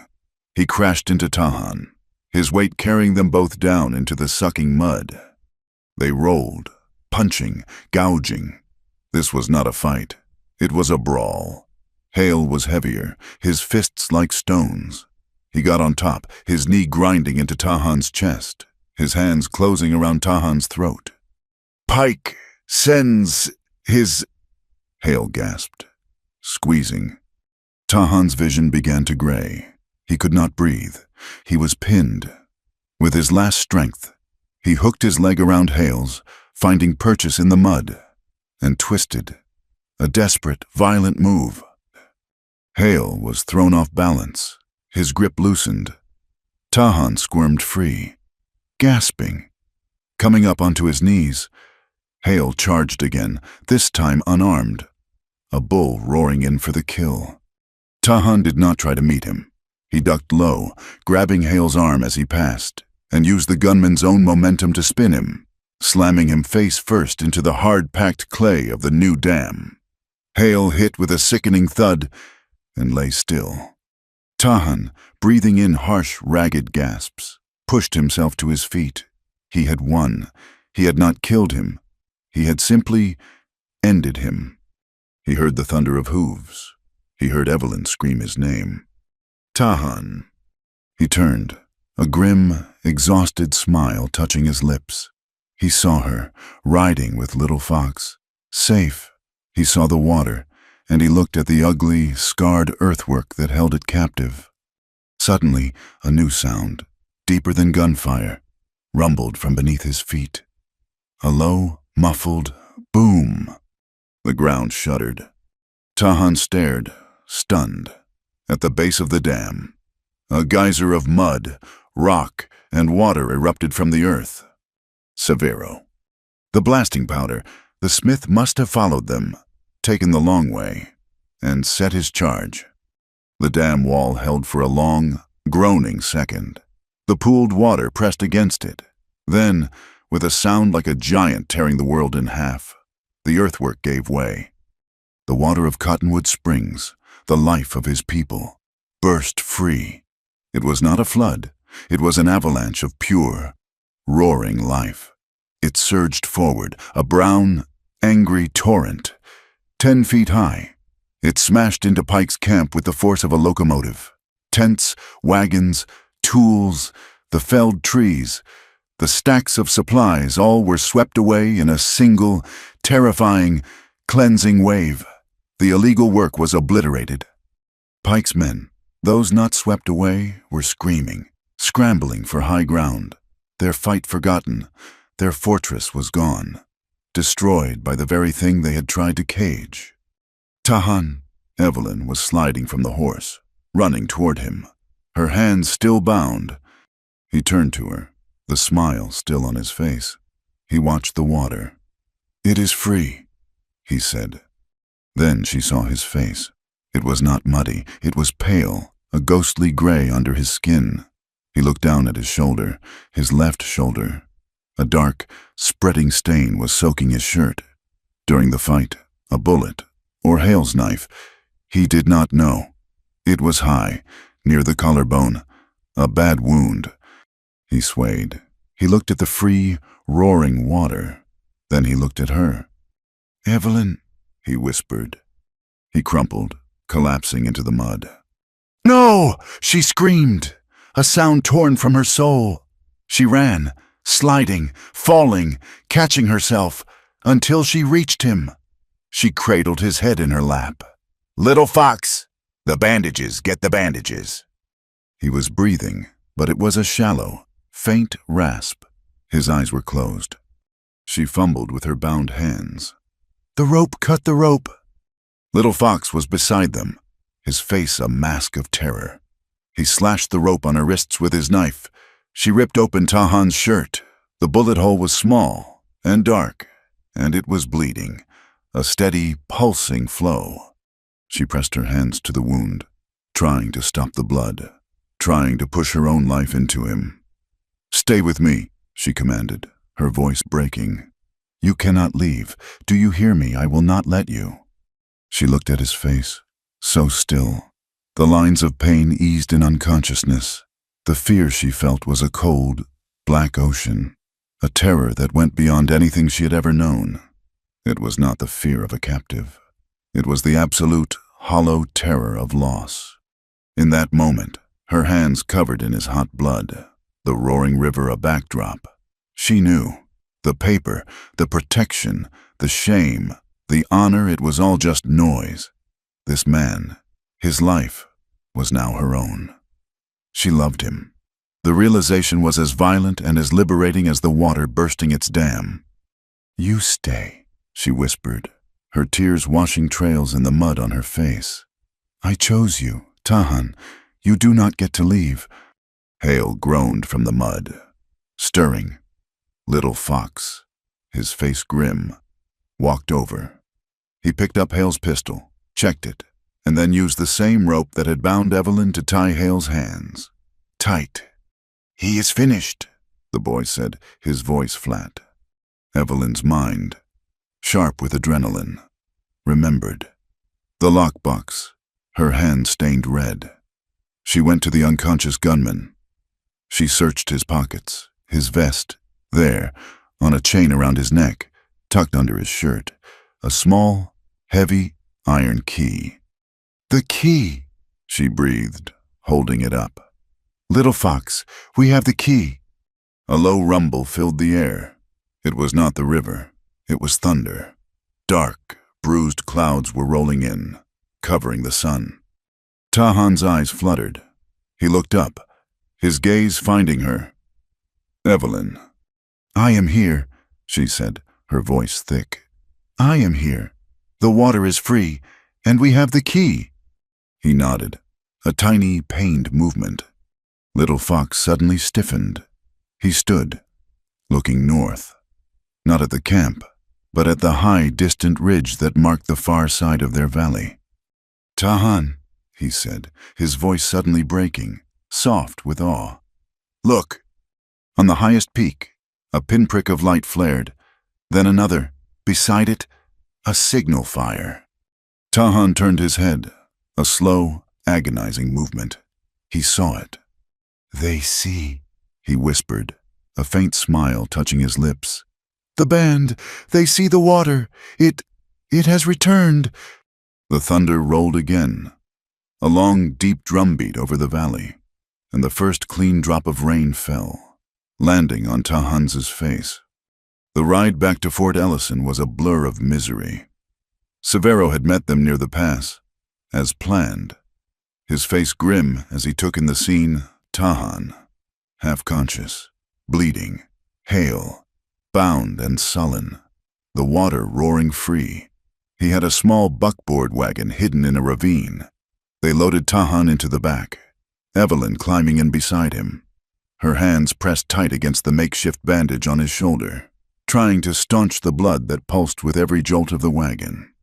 Little Fox and Severo rode the horses, pushing them hard, while Hale, his feet bound, was tied to the wagon axle, forced to walk, stumble, and curse through the thickening mud. The rain began in earnest, a cold, driving storm that turned the world to a gray, streaming curtain. Tahan was burning with fever, his quiet, pained breathing the only sound Evelyn focused on. She tore more strips from her petticoat, packing the wound, her mind a cold, hard knot of fear. They arrived in Fort Ellison hours after midnight, a ghost wagon slipping through deserted, muddy streets. They did not go to the courthouse. They went to the back of Severo's smithy, pulling the wagon into the darkness of the forge, the big doors groaning shut, cutting off the sound of the storm. "He needs a doctor," Evelyn said, her voice shaking as Severo brought a lantern. Tahan's face was a pale, waxy gray. "No," Severo said, his voice hard. "The doctor must report a gunshot. The sheriff works for Pike. He would arrest Tahan, or Pike's men would kill him in his cell. We do this ourselves." He heated his smallest branding iron in the forge until it glowed cherry red. Tahan's eyes fluttered open as Severo approached. "This will hurt," the smith said, his voice gentle. Tahan nodded. "Once." He looked at Evelyn. "Do not look." But she did. She held his good hand, gripping it with all her strength as Severo pressed the hot iron to the bleeding wound. Tahan did not scream. His whole body went rigid, a bowstring pulled to its limit, and a low groan was torn from his chest. The smell of seared flesh filled the smithy. He collapsed back, unconscious, but the bleeding had stopped. "Now," Severo said, his face grim. "The box." "It is not here," Tahan whispered. He had come to, his voice a dry rasp. "Hale moved it, back to town." Evelyn's hand, still sticky with his blood, went to her pocket. She pulled out the small, heavy key. "I have this, from Hale," he said. "The office, behind the mercantile."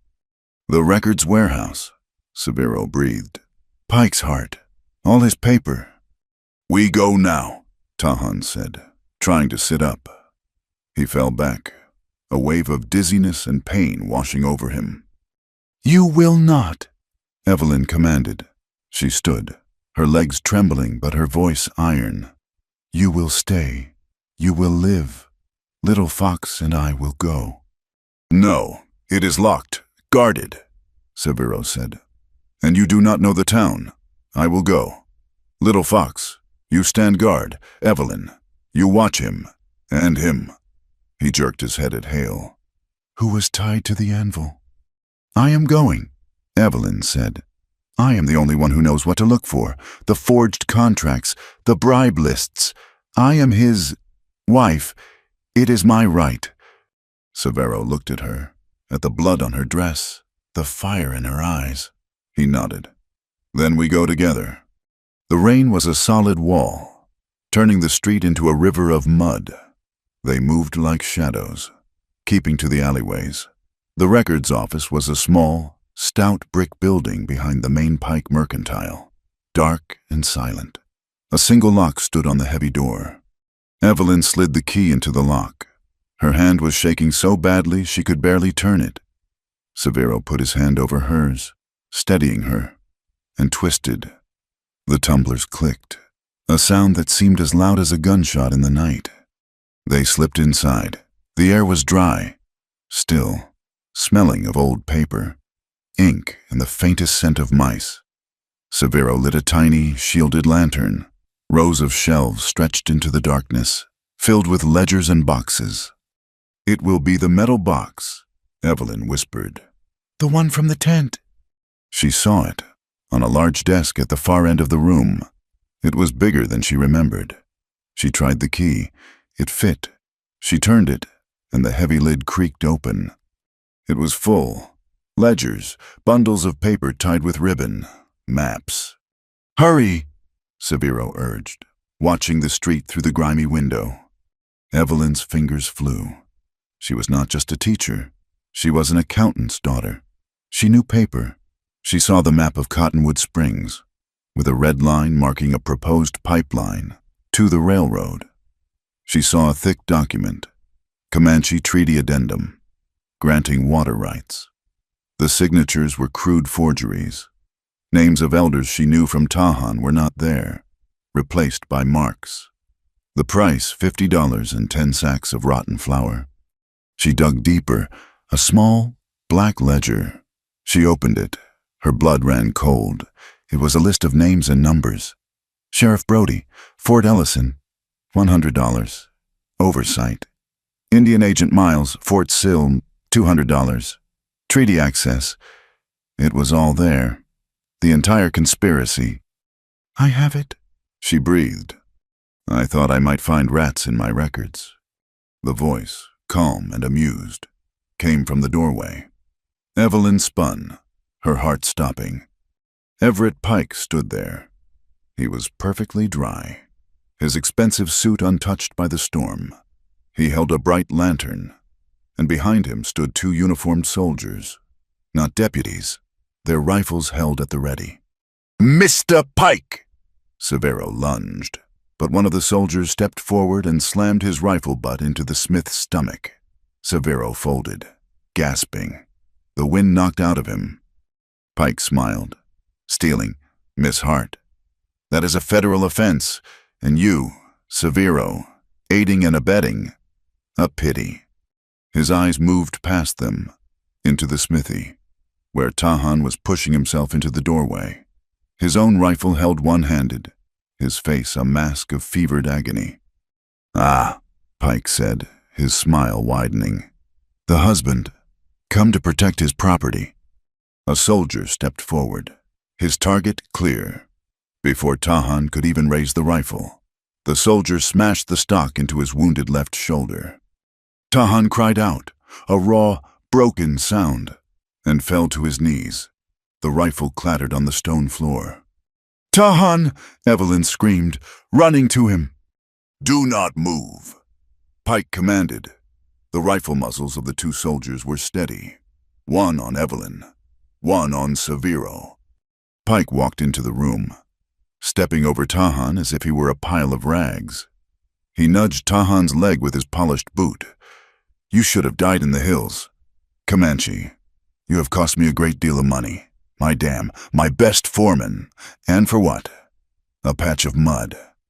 He looked at Tahan's contorted face, his expression one of pure, racial contempt. "You really think your red skin gives you any right to this land? This land belongs to men who build, men who have vision. You are a ghost, savage, a relic. You just do not know it yet. You are all ghosts." "Mr. Pike, that is quite enough." The voice was like a whip crack. Judge Margaret Boone stood in the main doorway, framed by the pouring rain. Her deputy, a lantern held high, was beside her, and behind her, Little Fox, his face set. Pike spun, his smile vanishing, replaced by a mask of polite outrage. "Judge, thank God, I have caught these thieves red-handed, breaking into my private office." "I was notified," Judge Boone said, her voice like ice, "of a disturbance, and I believe, Mr. Pike, that this office contains stolen property, namely government land and water rights, obtained by fraud." Pike laughed, a short, barking sound. "You have no proof, only the word of a savage and his runaway whore." "We have a witness," Judge Boone said. A new figure was pushed forward by the deputy. It was Running Wolf, the young Numunu rider, his face streaked with tears and rain, his hands bound. Tahan stared. "Running Wolf." The boy could not meet his eyes. He stared at the floor, his body shaking.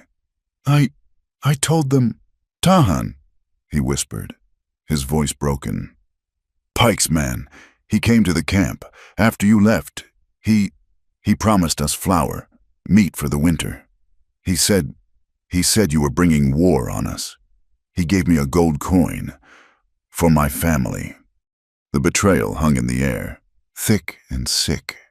"He told them where you went," Little Fox said, his voice flat with disgust. "He told them about the goat track." Tahan looked at the boy. He saw the terror, the shame, the crushing weight of hunger. He did not see a traitor. He saw a victim. He pushed himself up, leaning one-handed against the wall. "You were afraid," Tahan said, his voice quiet, ragged, but clear. You did what you thought would save your family. The gold is a lie, but the hunger was real. He looked at Running Wolf. There is no betrayal here, only a mistake. You are Numunu. You are my brother. Running Wolf let out a choked sob. This is absurd, Pike roared. Sentimental nonsense. The word of a traitorous Indian against a citizen. This is my property. Evelyn stepped forward. Her dress was ripped, stained brown with mud and dark red with Tahan's blood. Her hair was loose, plastered to her face, but her eyes were burning. I am not your property, Mr. Pike. Her voice cut through the room, sharp and clear. Everyone went silent, even the soldiers. I am not your collateral. I am not my uncle's asset. I am not a thing to be bought or sold or traded. She moved to Tahan's side, putting her hand on his good arm, steadying him. And he knows that this man, she said, her voice shaking but gaining power, has never once touched me without my permission. He has never once treated me as anything less than a human being, which is more than any civilized man in this room can say. The silence was profound. Judge Boone nodded. Once. I see. She stepped forward. Evelyn Hart, Tahan Numu, you are claiming that the contents of this box are evidence of fraud, bribery, and conspiracy to defraud the United States government and the Numunu people. We swear it, Evelyn said. Deputy, Boone commanded, take the box. She pulled a clean ledger from a shelf, opening it to a fresh page. I am taking your sworn affidavit, on this night, in this place. Her pen flew, Tahan Numu. Do you swear that the water of Cottonwood Springs is the ancestral right of your people, protected by the Treaty of 1867? I swear, Tahan said. Evelyn Hart, do you swear you witnessed the forgery and the bribery receipts in this lockbox, written by Mr. Pike or his agents? I swear. Sign, Boone said. Evelyn signed her name, clear and strong. Tahan took the pen in his left hand, his movements clumsy, and made his mark beside her signature. Boone lit a stick of red wax, dripped a heavy seal onto the page, and pressed her signet ring into it. Sealed, under the authority of the territorial court. This is a farce, Pike sputtered. You have nothing my word against theirs. We have more than their word, Mr. Pike. The deputy stepped aside. Barton Hale, soaked, bound, and broken, was shoved into the room. Hale looked at Pike, his eyes dead. He saw no rescue. He saw only the end. He knew Pike would let him hang. He told me, Hale said, his voice thick through his ruined nose. He told me to kill the Comanche. He told me to silence the girl permanently. You are facing a charge of attempted murder, Mr. Hale. Judge Boone said, your only hope is full cooperation. Where is the money? Hale looked at Pike, a single spark of hatred. He washes it, the railroad payoffs, gold. He buries it, under the floor of the old assay office, by the creek. He was going to run, after he sold the water. Deputy, Judge Boone said, her voice flat. Arrest Mr. Pike. The deputy pulled out his cuffs. Pike turned white. You cannot. I own this town. I own you. You own nothing, sir. The cuffs snapped shut. As the deputy pulled him toward the door, Pike stopped. He locked eyes with Evelyn. His face was a mask of pure, reptilian hatred. You, he hissed. You think you won. You are nothing. You are just the girl I let him buy. Tahan surged forward, a roar in his chest. But Evelyn put her hand on his good arm. She held him. She looked at Pike, her gaze steady, calm. I chose, she said. Pike was dragged out into the rain. The warehouse was suddenly, impossibly quiet. There was only the sound of Tahan's ragged breathing, and the steady, cleansing drum of the rain. The last word of Pike's curse was still hanging in the rain-slicked air when the night exploded. It was not a single shot. It was a volley, a crash of gunfire from the darkness at the end of the street.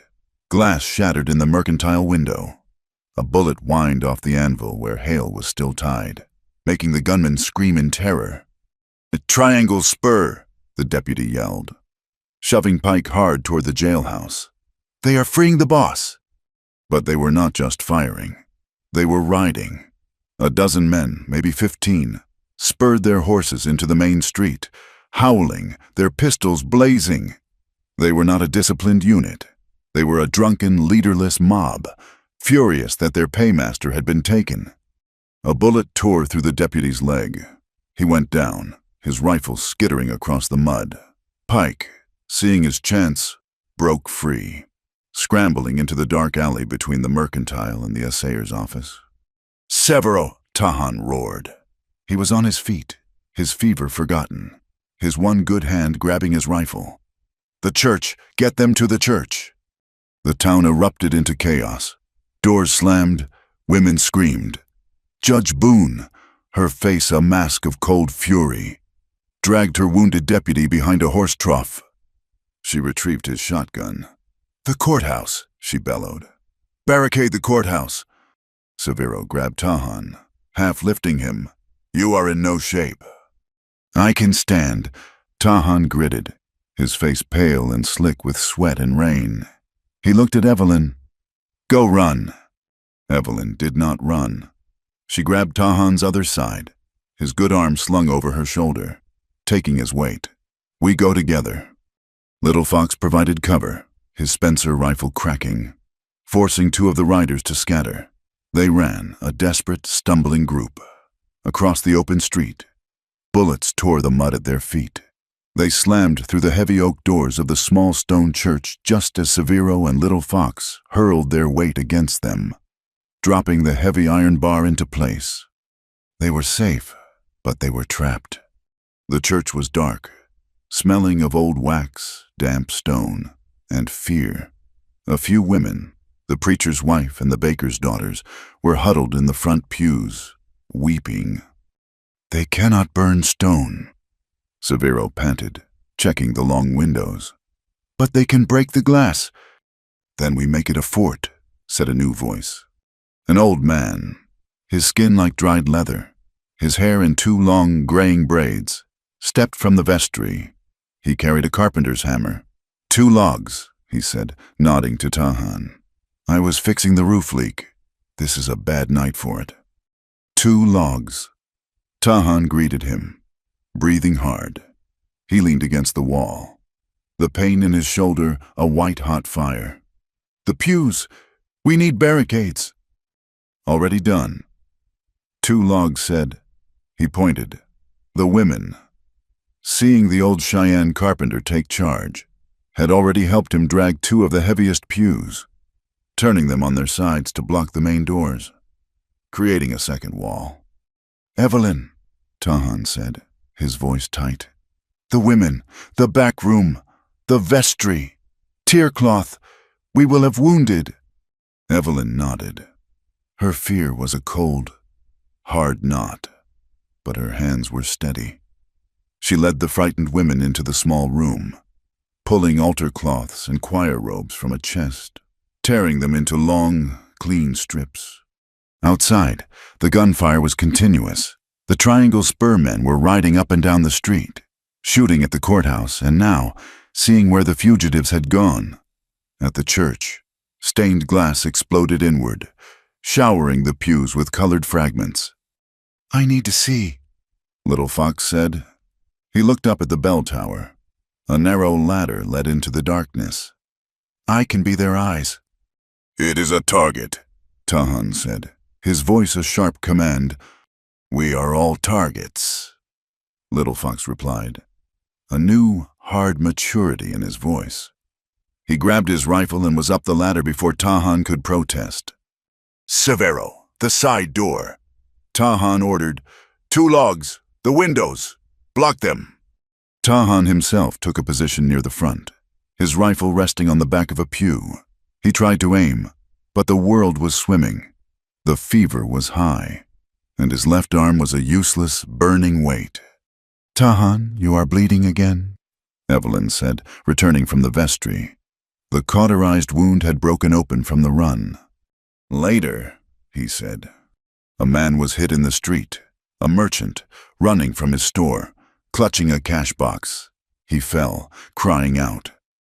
"We have to get him," one of the young women, the baker's daughter, cried from the vestry door. "No," Severo shouted. "It is suicide." Before Tahan could speak, Evelyn was moving. "Keep them pinned," she shouted to Little Fox above. She cracked the side door, the one that led to the small cemetery. She did not run into the street. She ran low, using the tombstones as cover, circling behind the man.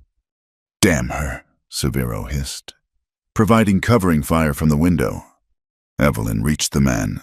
He was hit in the leg. She grabbed him under the arms, dragging him back, stone by stone, toward the church. A bullet sang past her head. So close she felt the heat of it. She pulled him through the side door and slammed it shut, both of them collapsing onto the floor. "You are a fool," Tahan said, his voice thick with a terrifying relief. "I am a teacher," she panted, and went to work on the man's leg. From above, Little Fox's rifle spoke, sharp and regular. He was a good shot. He had driven the riders back from the church, forcing them to take cover across the street. "They are moving," he yelled down, "trying to get to the back."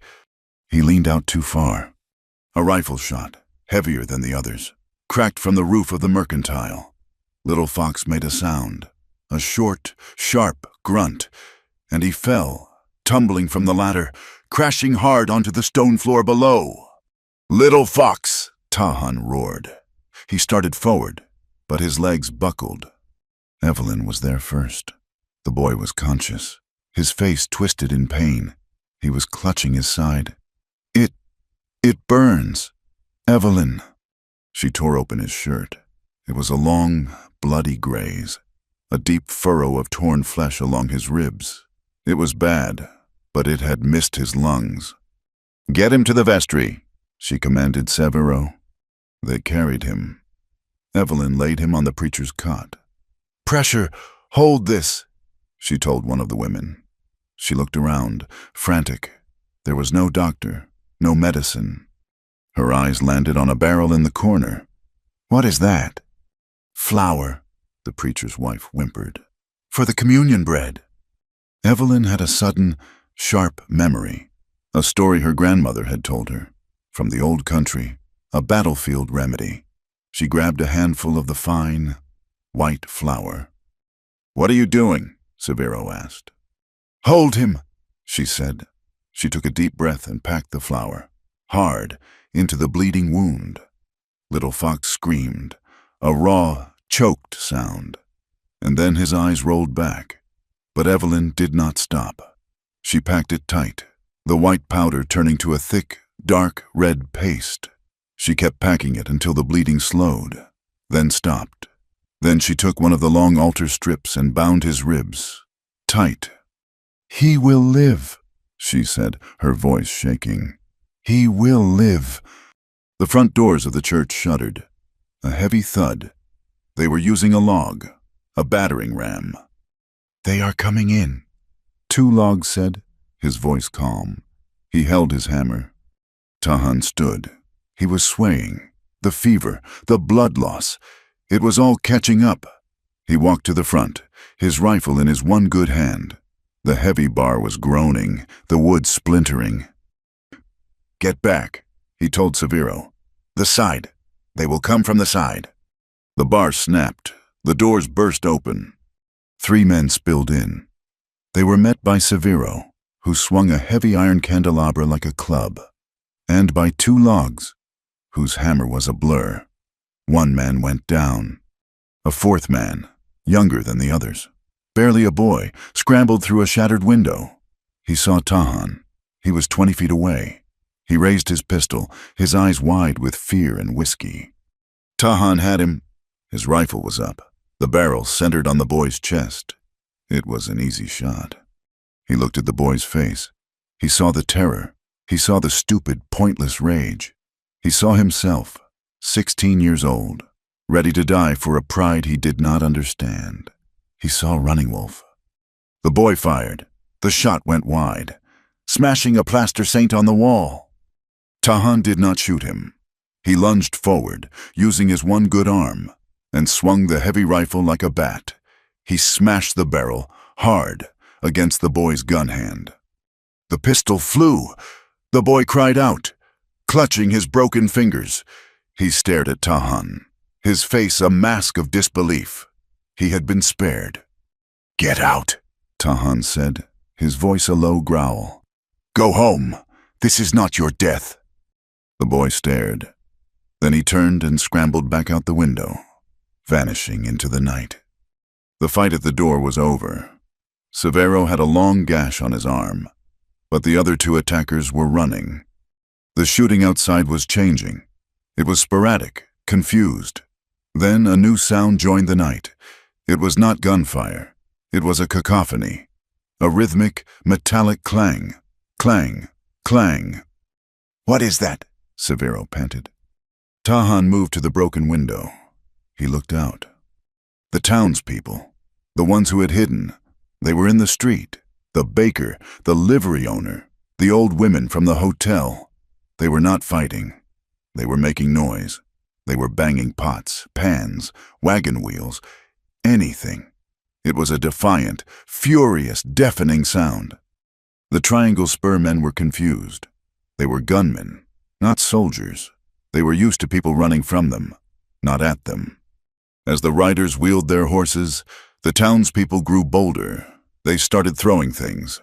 Not bullets, rocks, bricks from a ruined chimney, handfuls of sand and gravel, aimed at the horse's eyes. A horse screamed, blinded by sand, and through its rider, the man, seeing the mob, did not get up to fight. He ran. It was a rout. The noise, the humiliation, the sheer, unexpected courage of the town broke them. They had no leader. They had no plan. They had no pay. They scattered, riding hard out of town, disappearing back into the plains. The noise stopped. The street was silent, save for the rain, the groans of the wounded, and the sound of someone, a woman, sobbing. "It is over," Severo said, leaning on the wall. Tahan's gaze was sharp. He scanned the street. "Where is Pike?"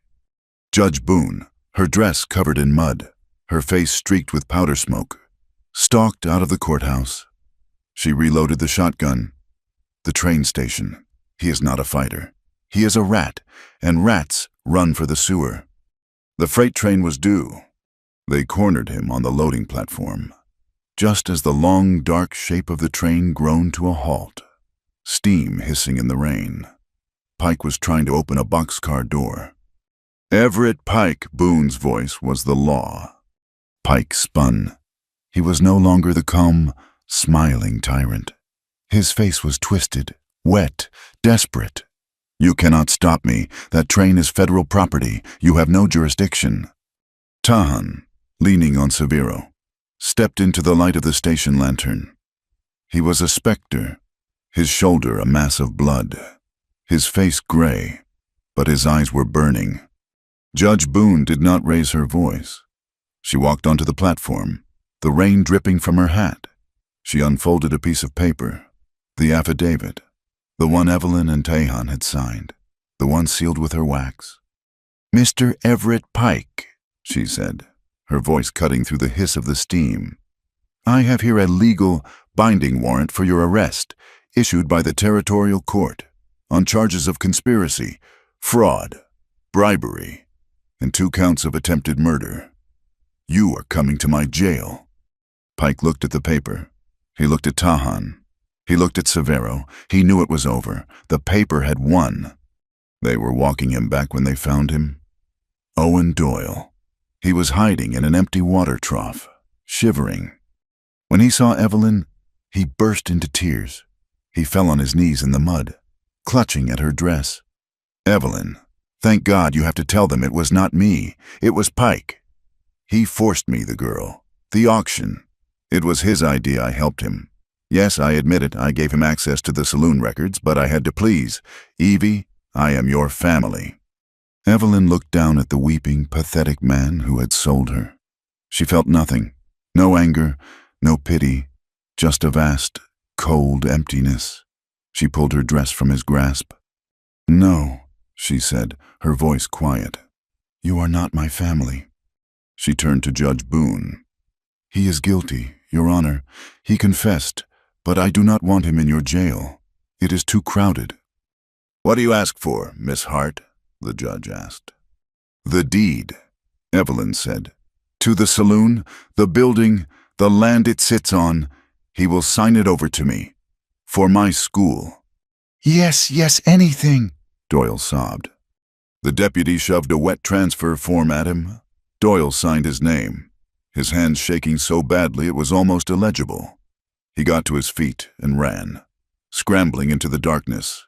Gone. The rain began to soften. In the east, the sky was a shade less black.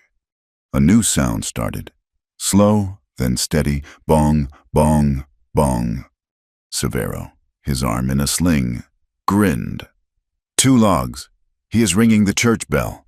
He is telling them we are alive. The sound washed over the broken, muddy street, clear and strong in the clean air. Tahan stood, his head high. Evelyn moved to his side, sliding her arm around his waist, holding him up. Her strength his. He was burning with fever, but he was alive. They had paid for their freedom with blood and soot and fear. But as the bell rang out, they were, for the first time, truly free. The fever broke like a thunderstorm. For 3 days, Tahan had walked in the gray world of his ancestors, his body on fire, the pain in his shoulder a distant, burning star. He woke to silence, and the smell of clean linen and coffee. He was in a small, narrow bed in the back room of Severo's smithy. Evelyn was asleep in a chair beside him, her head pillowed on her arms, her face pale and shadowed with exhaustion. His shoulder was tightly bound. He could feel the pull of new stitches.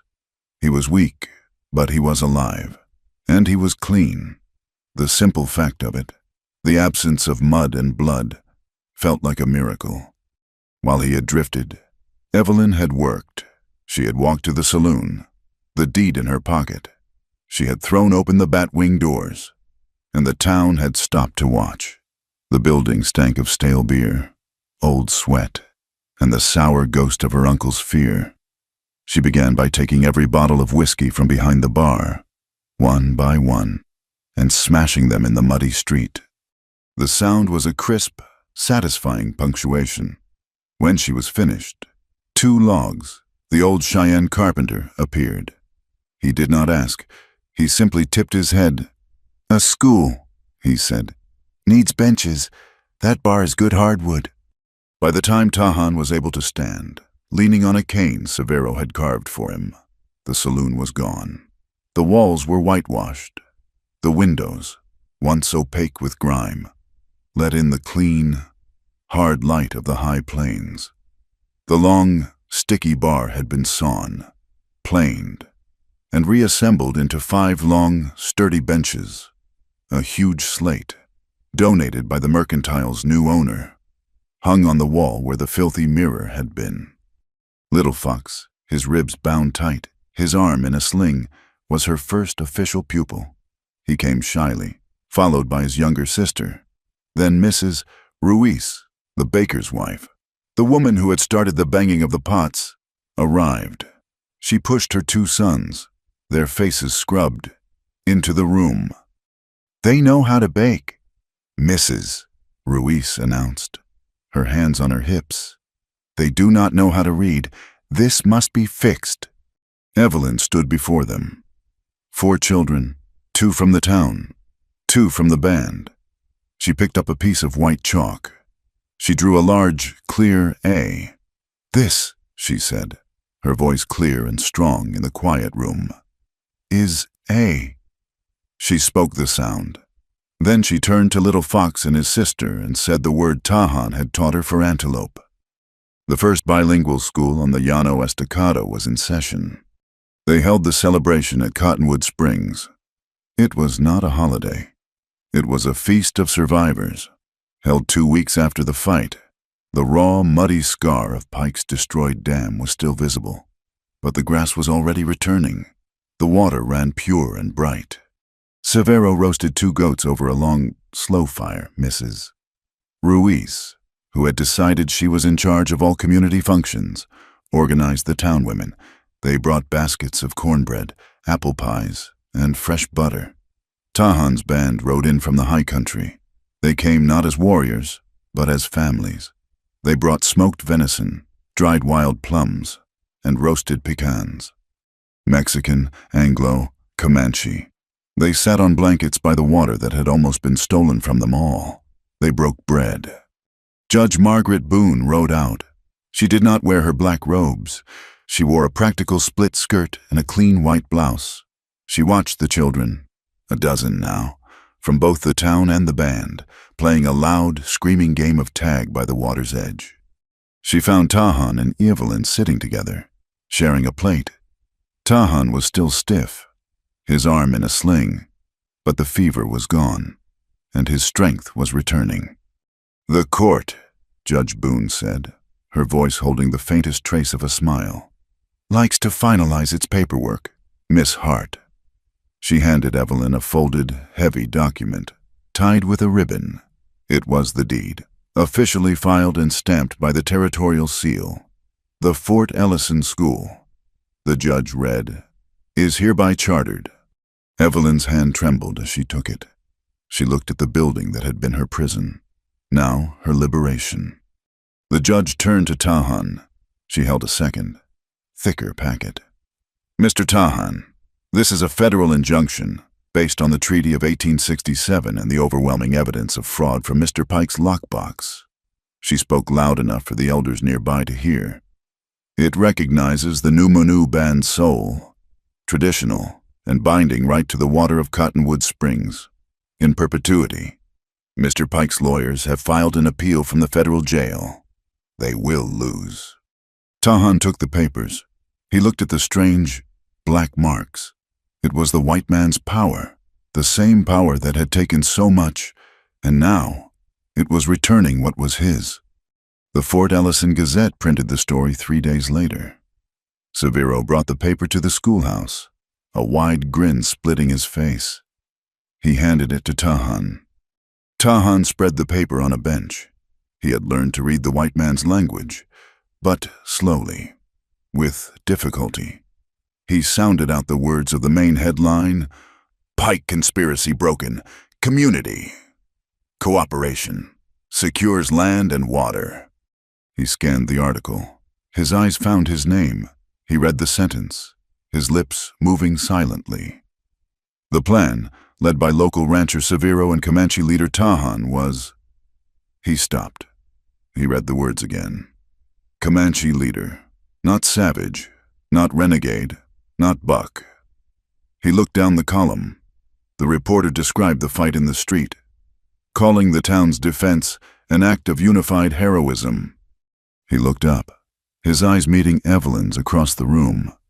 She was watching him. She had seen the shift. It was the first time the paper world, the world of laws and headlines, had named him a man, a neighbor. The paper was good. The injunction was good. But winter was coming. The band was still hungry. That night, they held a different kind of meeting. Not a celebration, but a planning session. They sat at the long table 2 logs had built in the schoolhouse. Tahan, his elders, Severo, and Evelyn. Her notebook was open, her pencil sharp. "The water is ours," Tahan said, his voice quiet. "But we cannot eat the injunction. We need food for the winter. We need a way to live." "The horses," Severo said. "You still have the studs, the mares. The bloodline is the best on the Llano Estacado." "We have horses," Tahan agreed. "But we need grain to feed them through the deep snow. We need access to the eastern market, to the railroad cars." "The mercantile," Severo said, is under new management, an honest man from St. Louis. He wants business. He will provide the grain, the veterinary supplies. A partnership, Evelyn said, her pencil flying. A cooperative. The Numunu band raises the horses. The town merchants provide the supplies and the access to the railroad. And the profit? One of the elders asked, his voice rough.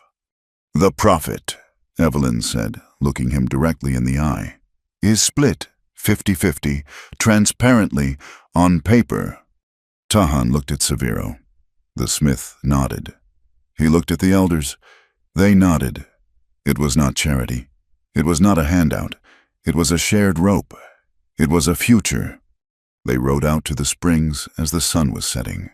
The crowds were gone. The air was cold, sharp with the first hint of frost. The muddy, torn earth of the dam site was already settling. The water ran clear and bright over the stones. They stood by the bank, alone, for a long time, just listening to the sound of the water. I am still afraid, Evelyn said at last, her voice small. She was not looking at him. She was watching the water. I am afraid that I will wake up, that this peace is not real, that I will turn around, and the saloon will still be a saloon, that the water will be gone, that you will be gone. Tahan turned to her. He understood this fear. It lived in his own bones. He had seen too many promises broken. He had seen too many good things turn to ash. I have the same fear, he admitted, his voice low. I am afraid that one day you will look at me. You will see the man from the plains, the savage the paper used to write about, and your school, your books, this town you are building. It will not be enough. You will see me, and you will leave. I will never, she began, turning to him, her eyes wide. Do not promise, never, he said, his voice intense. He put his good hand on her arm. Promise me the truth. This marriage, it began as a lie. To stop a lie. It cannot live as one. If the day comes that your heart changes, promise me you will speak it, before it is too late. I promise, she whispered, her heart aching with the terrible, beautiful honesty of his request. If you will promise me the same, no more ghosts, no more secrets, no matter how hard the truth is. I promise, he said. He reached into the pouch on his belt. He took out a small, flat, dark stone. He had found it by the river during the long days of his healing. He had spent the nights, when the pain kept him awake, carving it with the tip of his knife. It was a single, deep, clear image. A horse, running free, its mane flying in the wind. He knelt, his shoulder protesting, but his body strong. He found the small stack of stones they had left in the storm, the marker of their first shared fire. He placed his carved stone at the base, setting it firmly in the damp earth by the water's edge. It was not a grave marker. It was not a claim. It was an anchor, a promise to stay. The water of the spring, his water, flowed over it, and Tahan rose and took her hand. The cottonwoods bloomed late that year, after the rains, as if the land itself was celebrating. The trees released their seeds, tiny white puffs of cotton that drifted on the breeze, filling the air by the springs with a soft, summer snow. It settled on the clear, running water and on the shoulders of the small group gathered by the bank. It was not a large wedding. There was no church, no organ, no feast for 100 guests. There was only the land, the water, and the people who had fought for it. Judge Margaret Boone stood on a flat stone, her law book in her hand. She wore her black dress, but she had added a small lace collar, a concession to the day. Severo was there, his arm in a clean sling, standing as Tahan's witness, Mrs. Ruiz, who had wept when Evelyn had asked her, stood as her witness, clutching a bundle of wildflowers. Tahan's band was there, his elders standing in a quiet, dignified line. 2 logs, the carpenter, had come, and Little Fox, his ribs still tightly bound, stood at the front. His face was split in a grin so wide it looked like it might hurt his healing wounds. Tahan wore clean buckskins, simple, unadorned, save for the new, dark stitches on his shoulder. He stood tall, his fever gone, his strength returned. He watched Evelyn walk toward him. She did not wear a white gown. She wore her blue Sunday dress, the one she had worn in the saloon. She had mended the rips and washed it clean of the mud and blood. It was a defiant, proud statement. This was the dress of her capture, and she was reclaiming it as the dress of her freedom. Judge Boone began, her crisp voice a counterpoint to the rush of the water. We are gathered here today, under the law of the territory and the eye of God, to join this man and this woman. We are here to take a document, a paper that began as a shield, and make it a bond, not of property, but of partnership. She read the simple, civil words. They were dry, legal, but in the open air, they felt solid. When she asked Tahan if he took this woman as his lawfully wedded wife, he did not say, I do. He looked at Evelyn, his dark eyes holding hers. I choose her, he said, his voice deep and clear. This day, and all the days.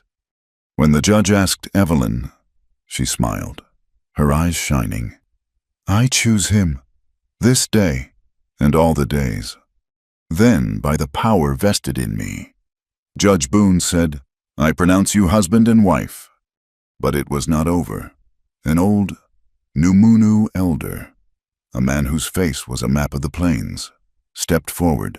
He began to speak, his voice a low, soft chant. He was not speaking to them. He was speaking to the water, to the sky, and to the ancestors. He was telling them that a new family had been made, that a new thread had been woven into the band. He raised his hands and blessed them with the names of the wind and the earth. 2 rituals, 2 cultures, 1 stream. Evelyn's hands were shaking. Tahan took them. She had a gift. She held out a small, plain book, a first reader, on the cover. In neat, careful embroidery, she had stitched his name, Tahan.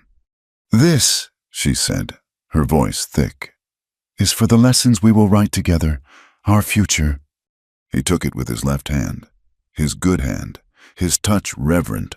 He had a gift for her, as well. He did not have a ring. He held out a long, narrow strip of horsehair, braided with dyed porcupine quills into a beautiful, intricate pattern. It was a set of reins, the mark of a master horseman. My hands, he said, his voice rough with an emotion he rarely showed. My strength, my trade, my heart, it is all I have to give. He looped the reins gently around her wrist. The elder brought a single white ribbon. He tied their hands together. Tahan's left, Evelyn's right. The knot was simple. Not a prison, but a link, bound.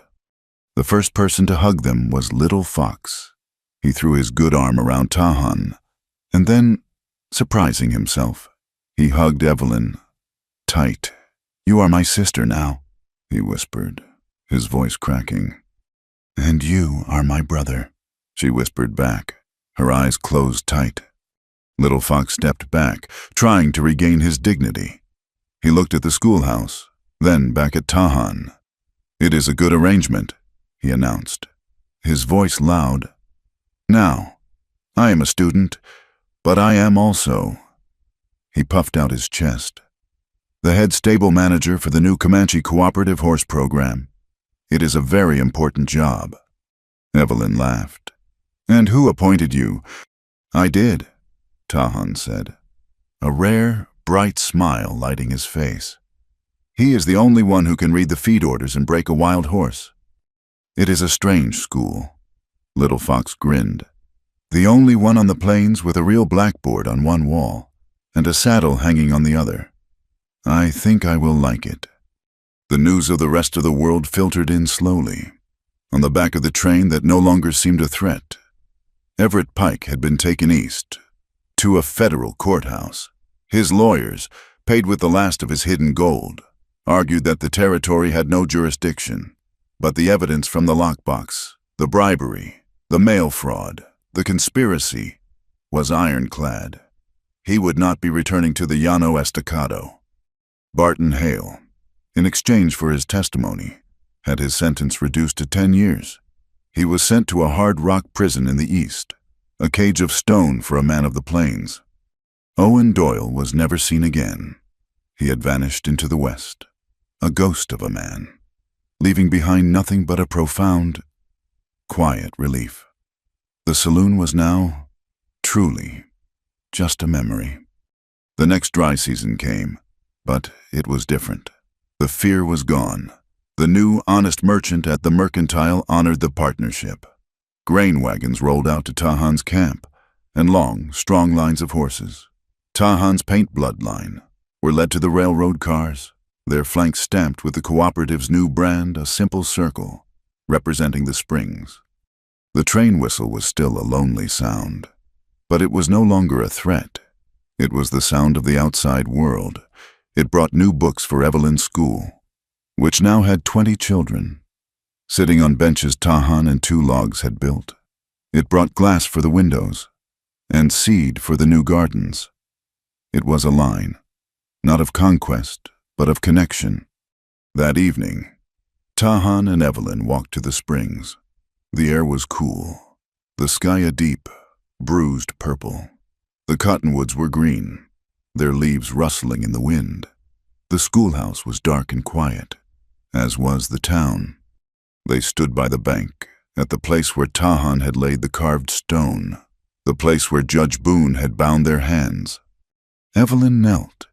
She touched the smooth, cold stone, its carved horse a familiar shape under her fingers. Tahan knelt beside her. He put his hand over hers. His palm was warm, strong, his skin rough against hers. They did not speak. They did not need to. She thought of the saloon, the terror, the feeling of being a thing, an item for sale.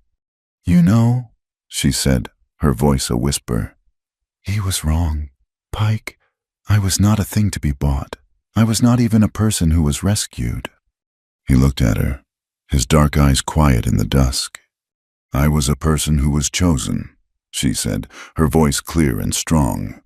"And I am a person who chooses him back every single sunrise." He raised her hand, his hand still covering hers, and he pressed his lips to her knuckles. They stayed there, kneeling by the rushing water, their hands clasped her over the stone that marked their home. Freedom, she thought, was not about breaking chains. It was not about running. It was about finding a hand in the darkness and choosing freely to hold it, no matter how hard the wind or how deep the dust. Thank you so much for listening to our story. We are so glad you were here with us. We would love to know, where in the world are you listening from? Please let us know in the comments and share your thoughts on Tahan and Evelyn's journey. It would mean the world to us if you would subscribe to our channel, Wild West Tales, and give this video a like. And please, if you enjoyed this story, hit that hype button so we can share these tales with more people just like you.